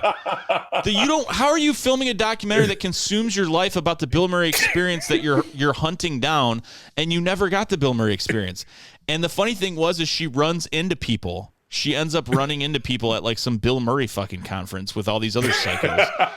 And they're like, oh, dude, you know what's funny? Is at that taping that she went to 3 miles away, these other two guys who loved Bill Murray had a better idea. Instead of chasing him down like a psycho and dressing up like a unicorn, they borrowed a friend of theirs' ice cream truck because they heard Bill Murray likes ice cream, and they parked it legally as close as they could to the film set. And guess what happened? Bill Murray walked out, and he fucking ordered an ice cream, and he fucking sat there and bullshit and talked with them. And he tried to tip them and pay them, and he came up and like served ice cream to a couple people. And she's like, I'm so jealous that they got a Bill Murray experience. I'm like, yeah, because you're fucking crazy, dude. You are insane. So I understand. This feels like a job opportunity here. I understand the hate for that movie because it was the wrong one. But I'm going to lead you up to a very good experience with the next time I get you.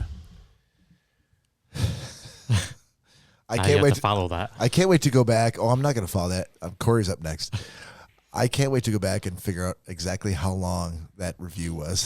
Very long. Over the 12 minute that we. He might have set a new Schnozzcast record. I had to unburden myself, Bob. that was not on you. That was my bad. I could have watched the movie, and it would have been shorter. Well, hey, yeah, that's probably true. Yeah. One positive takeaway. Okay. It lended me to understand how amazing of a fucking actor in person Bill Murray actually is. Like, so I do like that. Right after he was assigned Caddyshack. I don't know anything about Bill Murray. So you saw Caddyshack. Oh, so one movie that sucked. I was supposed to realize he was a great actor. Hold on. Yeah, he thought Did it suck though? It sucked. Oh, I thought you had a better appreciation for Bill Murray. I do now. I'm taking back old school to get him again with a Murray classic. I got it for Nick. All right. Okay. Well, we'll see what happens. All right, Corey. I had a Love Is Blind from Nick. Yeah. Reality TV show. I realized why when I heard the name. I've heard it before. I've seen it on Netflix, but Danielle watches it. And so I watched my one episode. I know I'd watched two, but I did one. I've seen 3 or 4 from her. Oh, okay. Yeah, and for the right person. Yeah, it's a good show. It's for the right person. He qualified that. What was it again? No, don't get me wrong. He said for the right person. Don't get me wrong. I'm sure it's a great show. Love Is Blind. What was the show? Love is Blind is the name of the show. Oh, it sounds horrible. I mean, don't get me wrong. I've already been tainted by Danielle watching it and seeing it every time I come home, and then have to finish the episode. It's not a terrible premise. It's I'm not gonna say it's better than The Bachelor or Bachelorette, but it has its place, and I know that like there's billions of people out there that watch it and love it. And I know you kind of correlate it to The Circle, which it makes sense, but The Circle it doesn't have that love aspect in it. Yeah, The Circle's much more entertaining. Yeah, The Circle's completely social media, and I shouldn't even really say social media. It's pretty straightforward. Love is Blind. It starts going into emotions of people and all this and that. So tell everyone what the premise of the show is. There's a group of like 30 males and females that meet, so 15 on each side.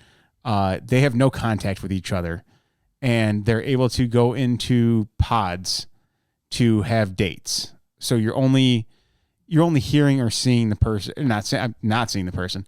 You're only hearing them and talking to them, in a sense that you have no clue what they look like, and that's really the biggest part. You don't see them. So it could be Greg sitting on the other side or in the other pod talking with you, or you could also have someone that's it'd be Brad Pitt sitting in the other, or however you want to mix and match that.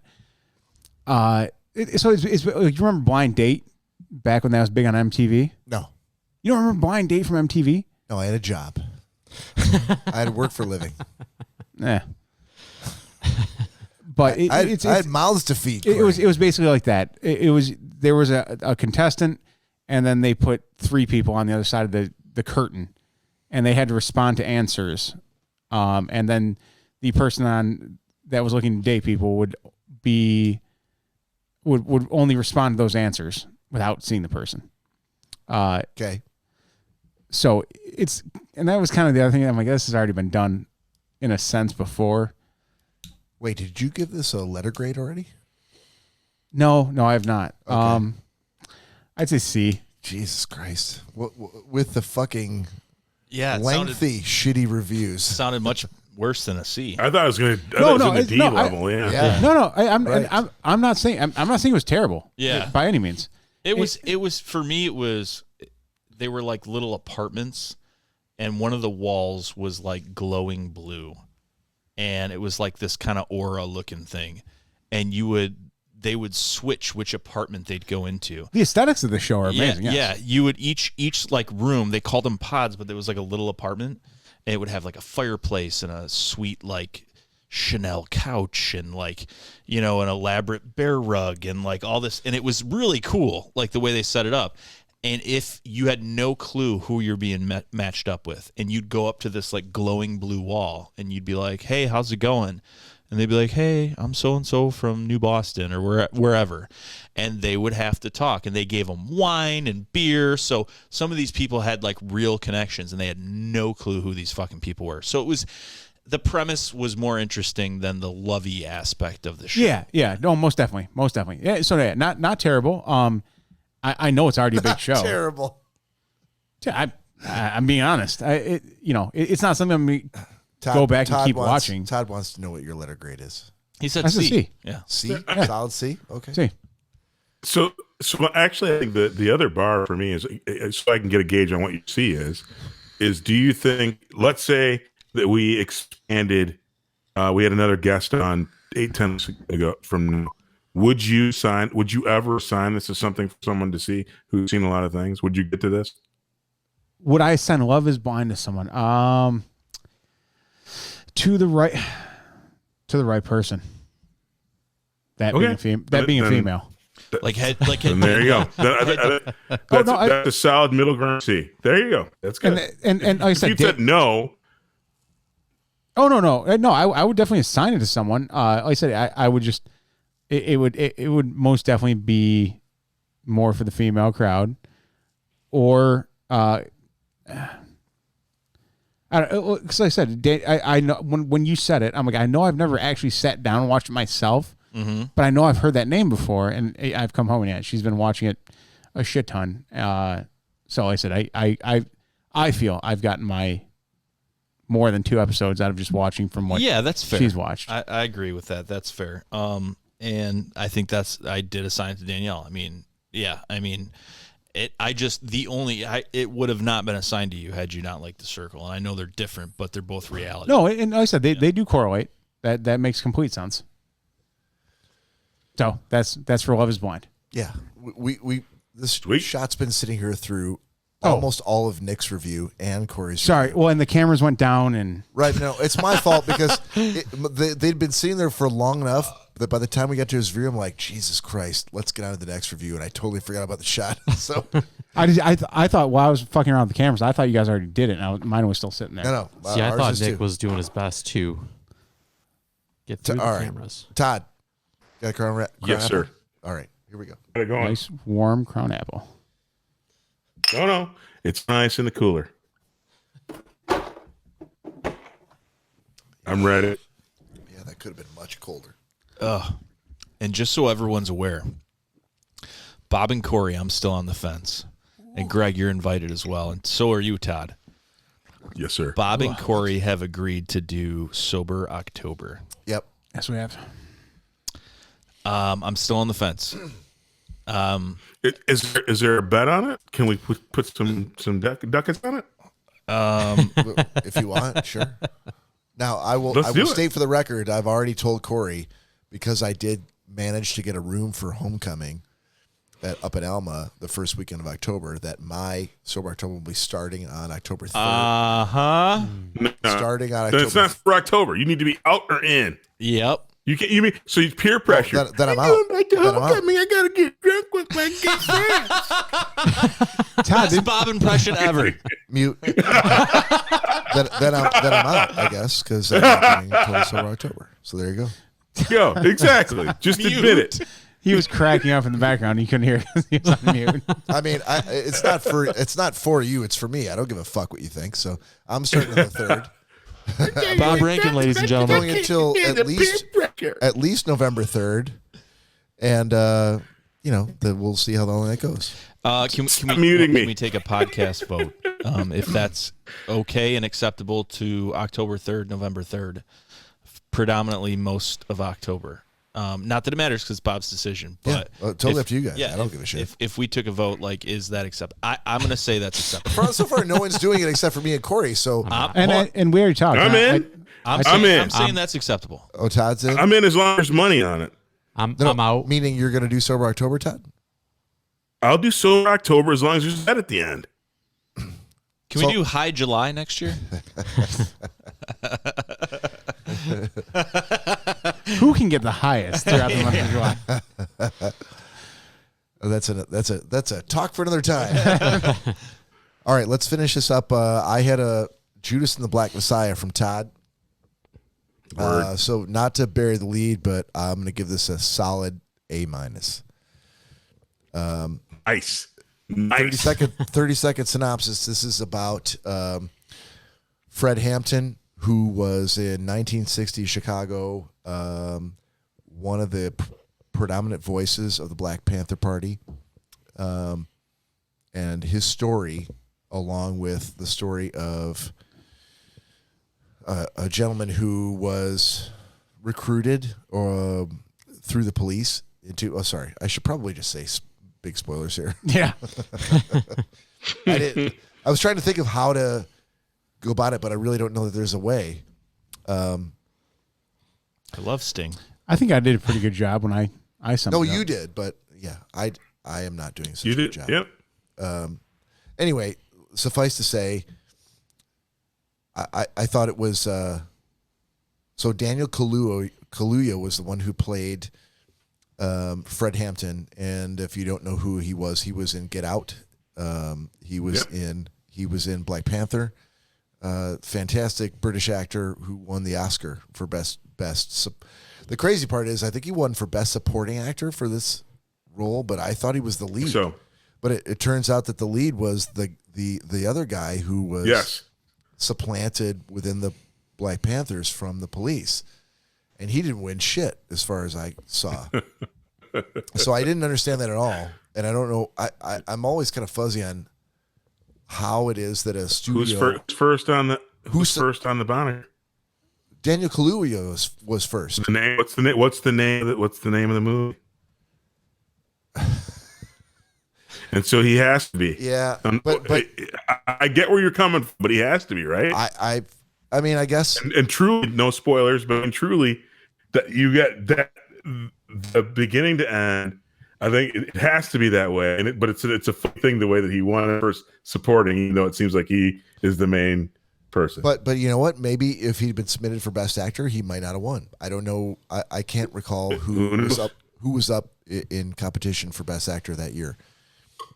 But so the direction was amazing. I can't remember the name of the guy who directed this movie, but I was highly impressed. Cinematography was fantastic. It was just a great movie to watch. And Todd, I don't know if you remember, but I got assigned from you a few weeks ago. I'm trying to look back through my list. The Godfather of Harlem. Yes. I remember that. Yeah, back in February. And one of my big complaints about that movie was they used like a modern music didn't line up. No, music not with the time. But this movie was fucking phenomenal. It was, back in the 60s, the jazz, they used Dizzy Gillespie. I'm blanking on it just a jazz like who's who from the 60s that really played to the strengths of the story and to the direction of the tale that they were trying to tell. So it ticked a lot of the boxes that Godfather of Harlem just failed to do for me. And go ahead. Sorry, Cory. Oh no, not to jump in on your agreement, but I think that was one of the things I highlighted too, was that after you watched the first movie, to me, like, I was like, this actually was set up in everything was shot so well and produced so well, everything mixed together. It was for the time and about the time. Yeah. And there was no outside influence on it. Yeah, and I think it's a compliment to the director and big the time. producers and everything. The story was well told. And I watched it all the way through, couldn't take my eyes off the screen. So great pick. And I really got to say thanks, because this, as I mentioned last week, this has been on my list to watch for a long time. So thank you for that. Anecdote. I watched, so the first time I saw it, I've seen it multiple times because I think it's like you guys said, it's a just great piece of art. The way that it's made, the way that it's directed, the way they shoot, the way they tell the story is brilliant. But I watched it the first time on an airplane, and I was an angry dude. Oh no! Freaking got off the plane.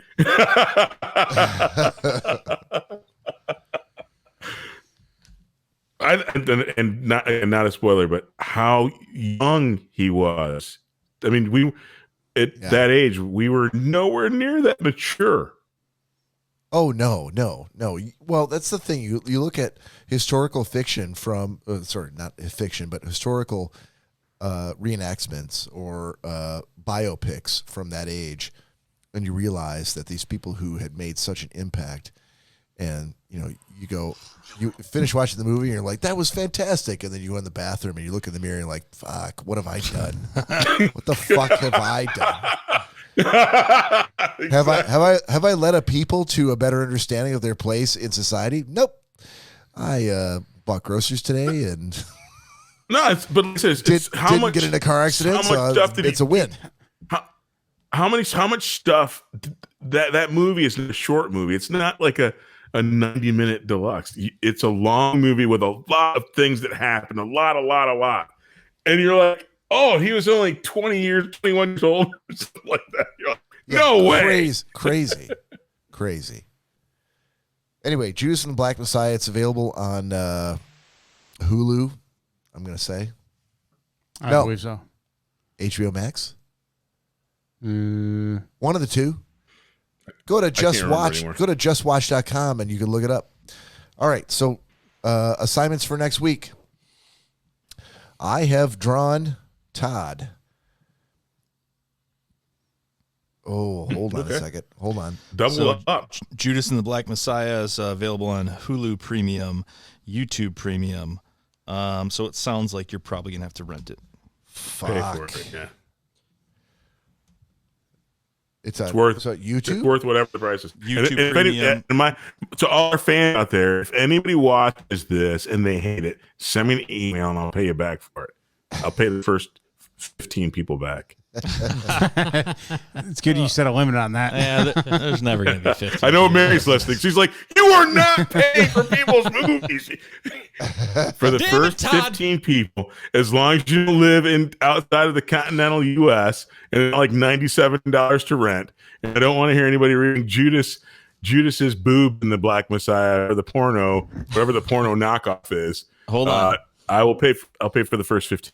I love that he says send me an email but doesn't give his email.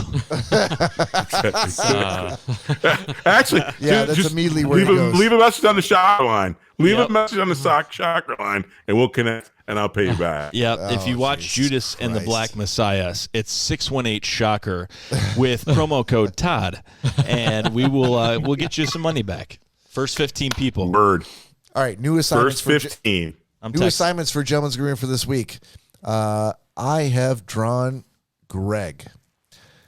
Todd has drawn me. Cory's got Nick. Greg has Todd, and Nick has Cory. Excellent. So everybody go with that? I guess so. I will. If everybody remembers what they got, I'll go first. So I got Greg. Greg Gumtow. Yes. Have you seen? Oh, that's still on my list, even though I refuse to give it to Cory. You seen Blood Simple? That's the one that we were talking about.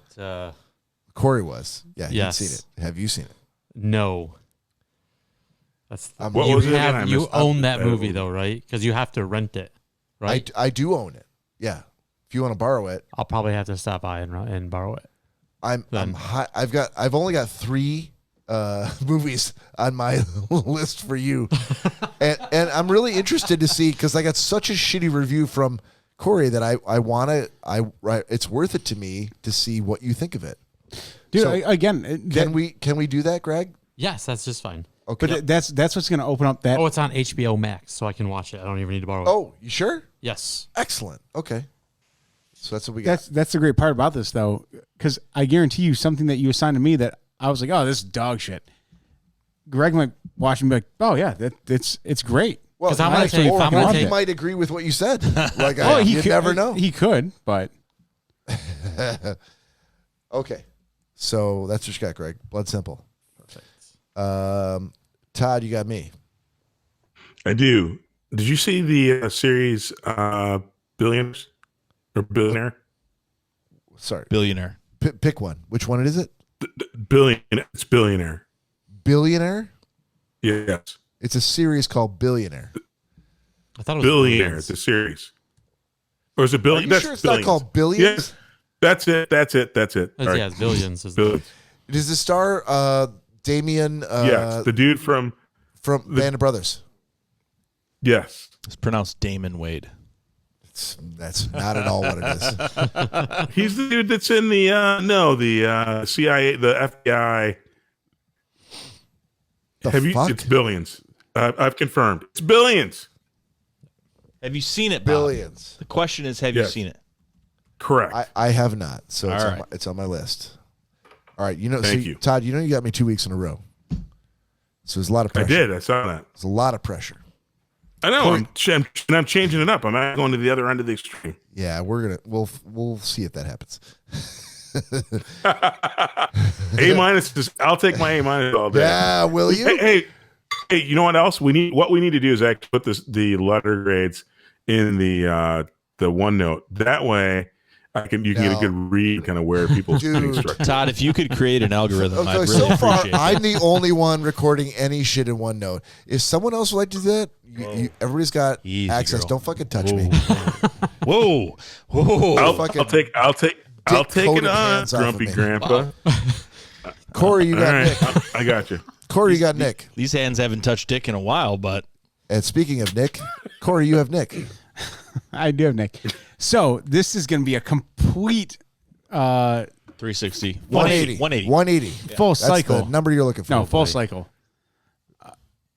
Full cycle? Full circle, full cycle. Let's just say 180. Like laundry? Either way. Yeah, exactly. So Spin cycle? I'm glad you did watch that and you hated it, because now I'm going to give you the actual follow-up to what should have been done. Yeah, boy. And that you will be impressed by, because you're going to see what this chick was trying to do. You have the Bill Murray stories, life lessons learned from a mythical man. You got there so wrong.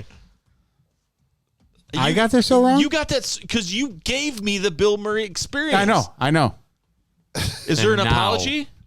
No, there's no there an apology. apology? Now he's wasn't gonna even make it close. up. No, I don't know that he's. The I don't know only that thing he's- in common was the name Bill Nick, Murray. Nick, I don't know that he's obligated to give you an apology. I'm actually very glad He that should happened. give you money if paid. Right. He's obligated to pay you back if you hated it, but I'm not sure that was necessary. No. I feel he misquoted the name of the movie. He gave me the wrong movie. Are you sure?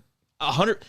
The Bill Murray whatever is not the same as the Bill Murray experience. He said the Bill Murray experience. What's in OneNote?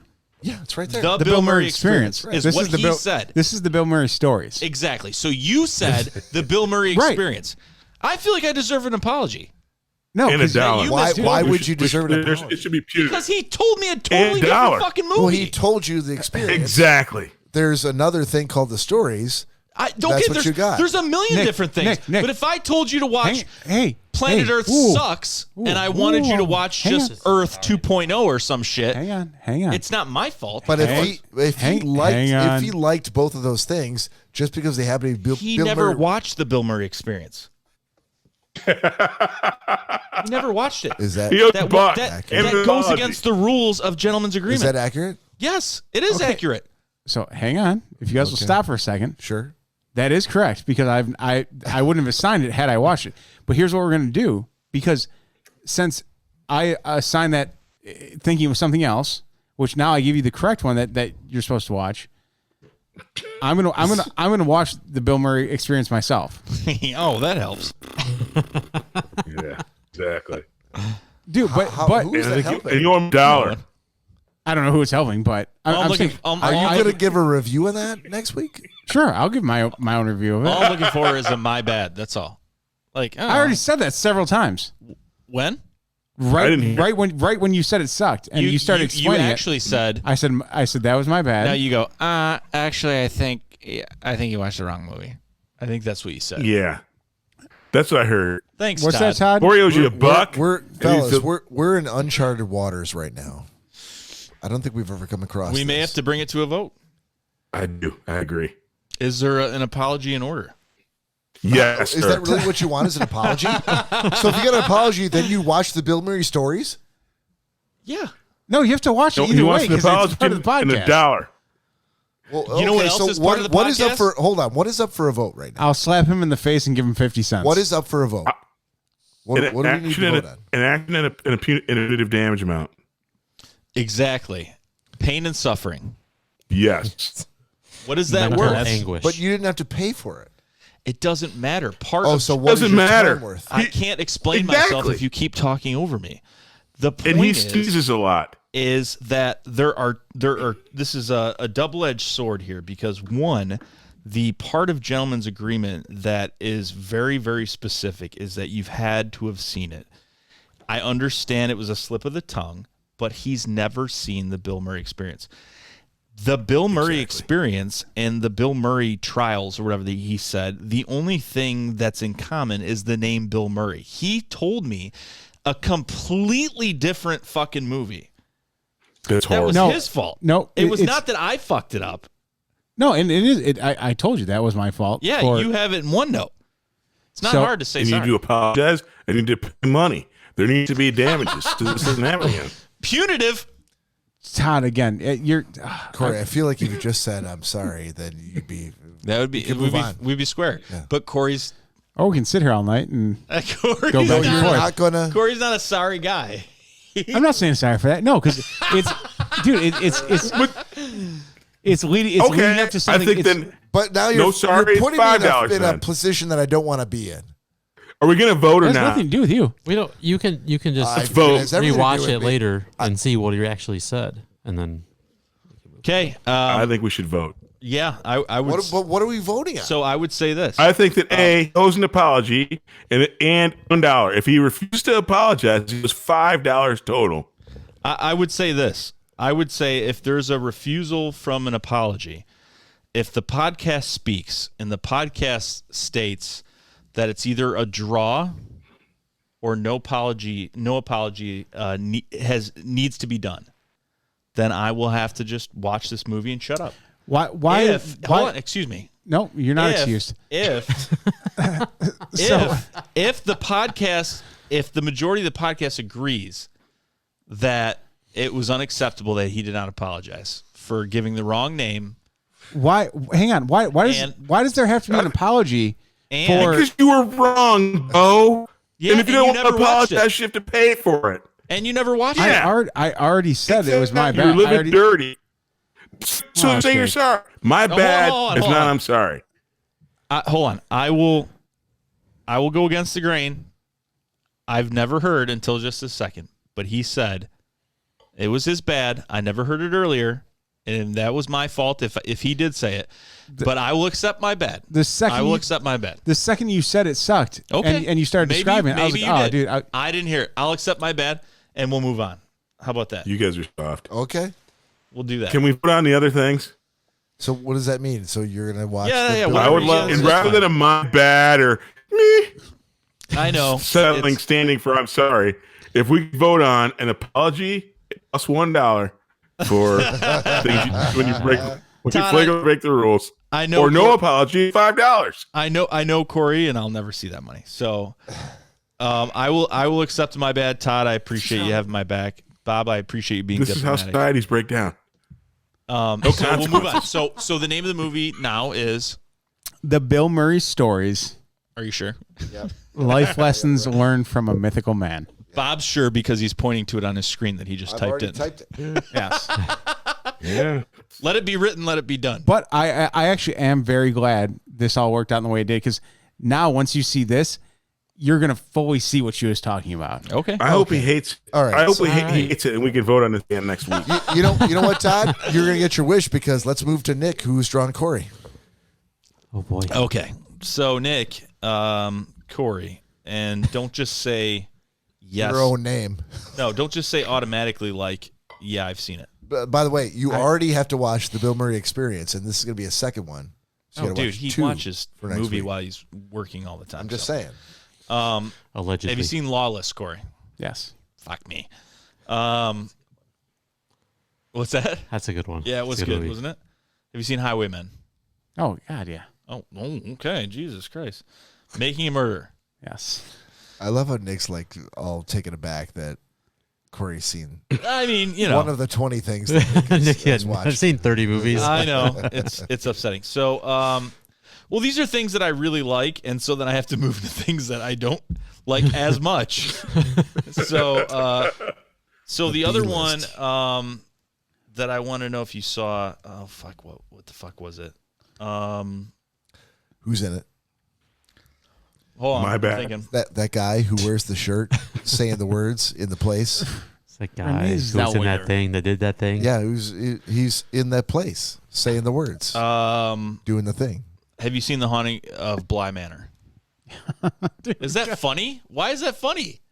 Because these are some of the most popular. Hill House. It's some of the most popular. I've never seen shows that have hit okay, in the and last you saw year. Ozark, right? Yes. Okay, Ozark was still waiting for the next season to come out. Was pretty. Yeah, me too. So have you seen Manifest? Yep. I'm shooting blanks here. So someone else go, and I'm going to keep looking. No. Okay, someone else go. Yep. Who is left? I think it's Greg has Todd. I do. Have you Hey, seen? wait! No, hold on. Before you Oh, give boy. me anything. Okay. Yeah, exactly, because Greg wasn't here. Greg had me now twice that he's been on, and he had me Monsters of Man, and I was gonna give it a D- because I thought that Nick did it, but just wanted you to know, Greg, so because you and I are boys, brothers from other mothers, but I gave it since I found out it was an F-. Monsters of Man was horrible. So. Really? Yeah, I thought the most horrible movie ever, and I have like 18 examples. You should listen to the last episode. Horrible. So as you think of the movie you're going to movie or series you assign me, know that you already are down one apology and $1 in my book. Okay. All right. So let's Greg. Have you seen? Speaking of Mr. Bill Murray, The Dead Don't Die. I have not. Give that one a go.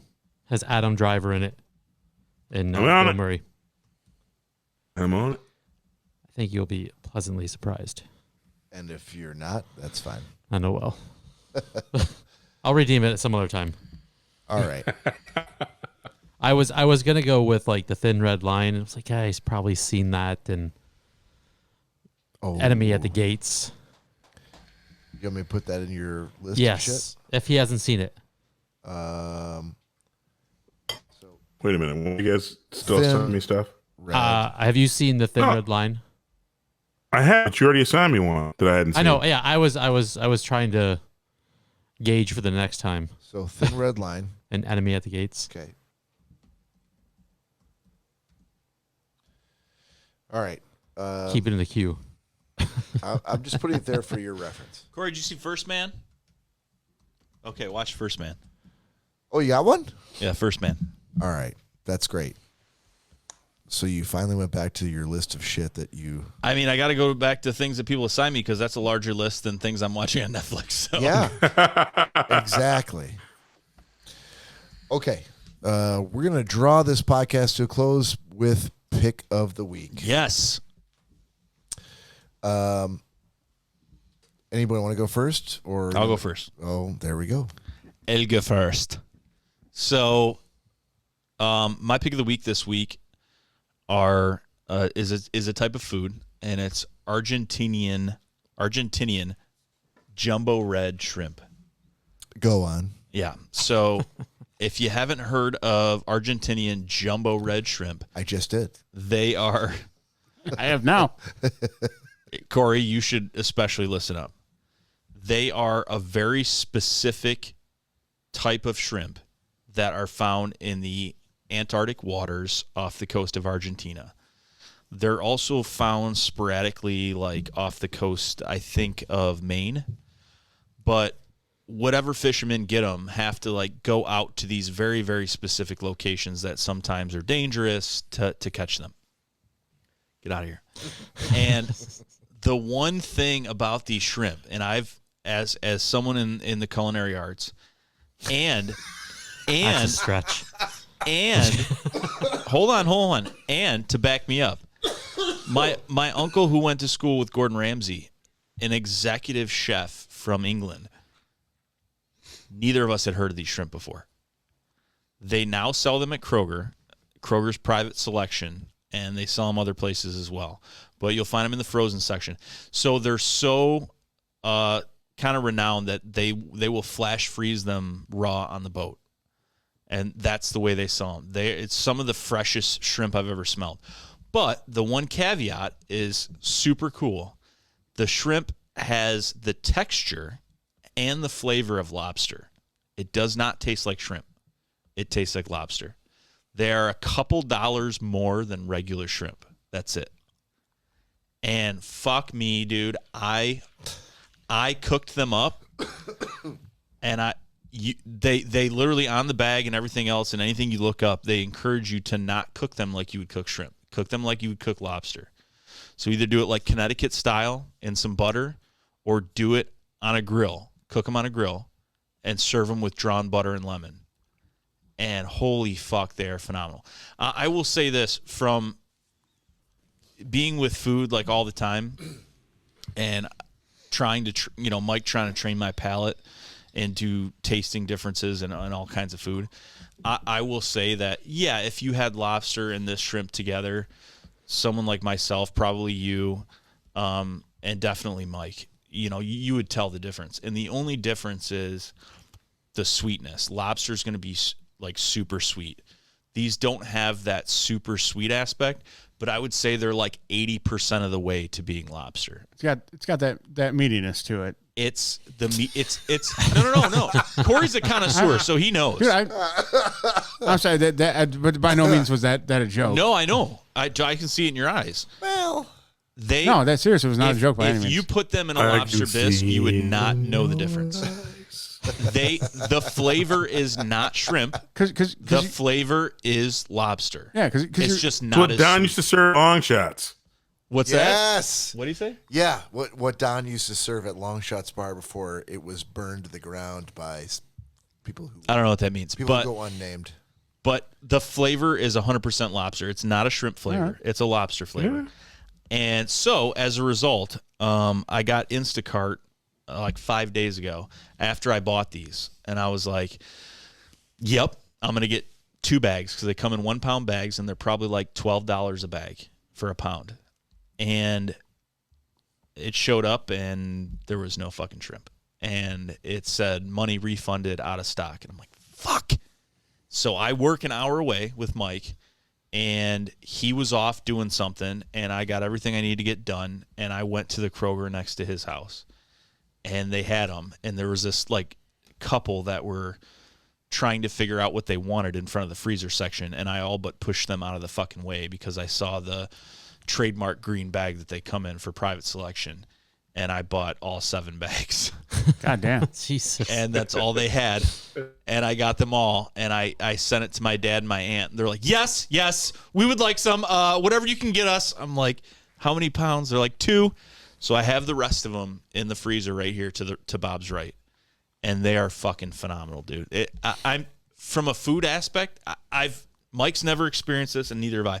And I served it to him, and I let him cook it because he's the chef. And he's like, well, I'm going to do them on the grill, and I'm going to do this, and I'm going to do this. I'm like, all right. So he had them, and he has a very specific palate, and he's a great guy, but, you know, he knows what he likes. And he said they were good. He's like, but... with Mike, there's always a but. When you've had, when you live in the UK and you're next to the ocean, you get shrimp right out of the water, and you just can't replace that.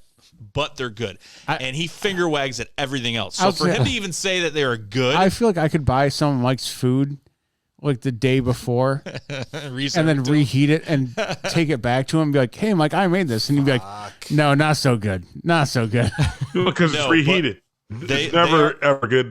Better as good as it was the second day on the first day. Chef Microwave is never great. But thank you. I don't go to Applebee's. I got that, but I will tell you this. I will not tonight, but I'm gonna fry some up for you guys, saute some, and they're fucking phenomenal. Oh, I can do it tonight. But.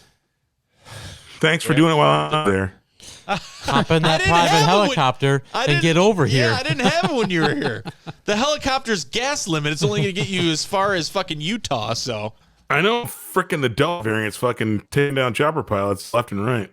Todd, you were going to have a private jet land in your fucking mountainscape in about 2 hours from the Antarctic Sea that's going to bring you these fresh. So don't even fucking wag your finger at us. There we go. Todd, you got a pick for the week? Hell yeah, I do. Send it to you bitches. Dude. No, dude. Instagram. No. What? I will not allow this. Todd, that's not the same knife. So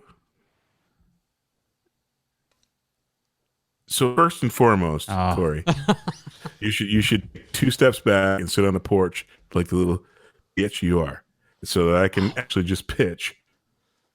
Since we can do websites and other things, you should follow Men with the Pot on Instagram. You can look up their videos on YouTube if you want to see some hardcore, mad game outdoors and shit. Men with the Pot, Instagram, or on YouTube. Amazing videos, and even Cory will tell you after his crazy childish outburst that it's badass. Yeah, no, the videos were great, and what they made that day was absolutely amazing. I will give you that.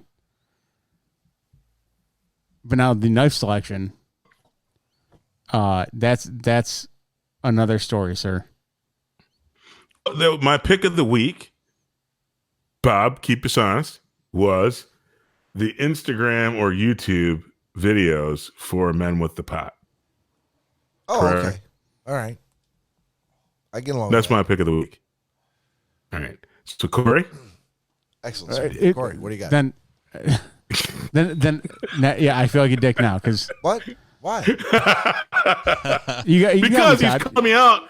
You got me. You got me. No, pivot, dude. No, because I thought he was referencing I know you did. the knife. You could overlook that and just go right into your pick. No, that's Don't even have to. absolutely fine. Okay.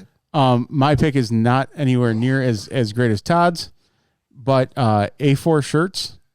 Anyone who likes Under Armour shirts or the texture of Under Armour shirts, it is it's way cheaper, way less. You can get a bundle of them on Amazon for $30, and they feel the exact same, fit the exact same, for a way cheaper price of Under Armour. So A4 shirts is my pick. Okay. Very simple. Simply stated. Greg.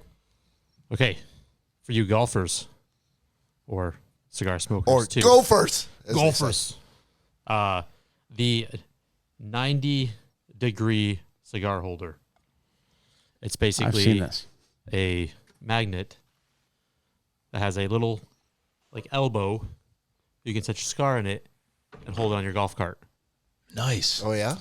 Yes. Or if you have a piece of metal around your table or something and you want to set your cigar down. What about your golf bag? I don't have any metal on my golf bag. I don't think I have any metal on my golf bag. Never mind then. I just Googled it. I don't see how it works. This is great content, fellas. It's fantastic. Jesus. Yeah. It's on Amazon. Or Okay. on your fridge. You could put on your fridge, yes. Text us at 618 Shocker, and Greg will send you the Amazon link to the product he's referring to. I should have brought it, but I didn't. I left it in my golf bag because otherwise I lose it. As it should be. Naturally, yes. But I highly recommend one if you are a golfer or a cigar smoker and need to hold your cigar. I would say, in actuality, too, it doesn't even have to apply to golfing. Correct. It is If you go out advertised as on your boat, on your boat, on your deck, on your car, and you want to the leave 90-degree wedge is technically the term that they're using on their Amazon page. Hey, can you, Greg? I just went into my Amazon account on my phone. Yes. And I typed in 90-degree cigar holder. 90-degree wedge and spell it out. The 90. So then? 90-degree wedge. Yep. Got it. You guys are breaking up bad on me tonight. Yeah, it's a little rough. All right. I'm going to close it out. My pick is my70stv.com. my70stv.com. You can also go to my60stv.com, my 80s, my 90s, or my 2000stv.com. It's a little makeshift TV on the webpage, and you get a chink, chink, chink channel button or a channel up, channel down button with the mouse to go back to either dramas, comedies, game shows, cartoons from that era, and it's a nice throwback. If you're under 32, not going to apply. I'm going to say it's going to be annoying. But if you're older than 32, I would say probably a little bit nostalgic for you. Ad free? There's ads in it, but the ads are for the shows.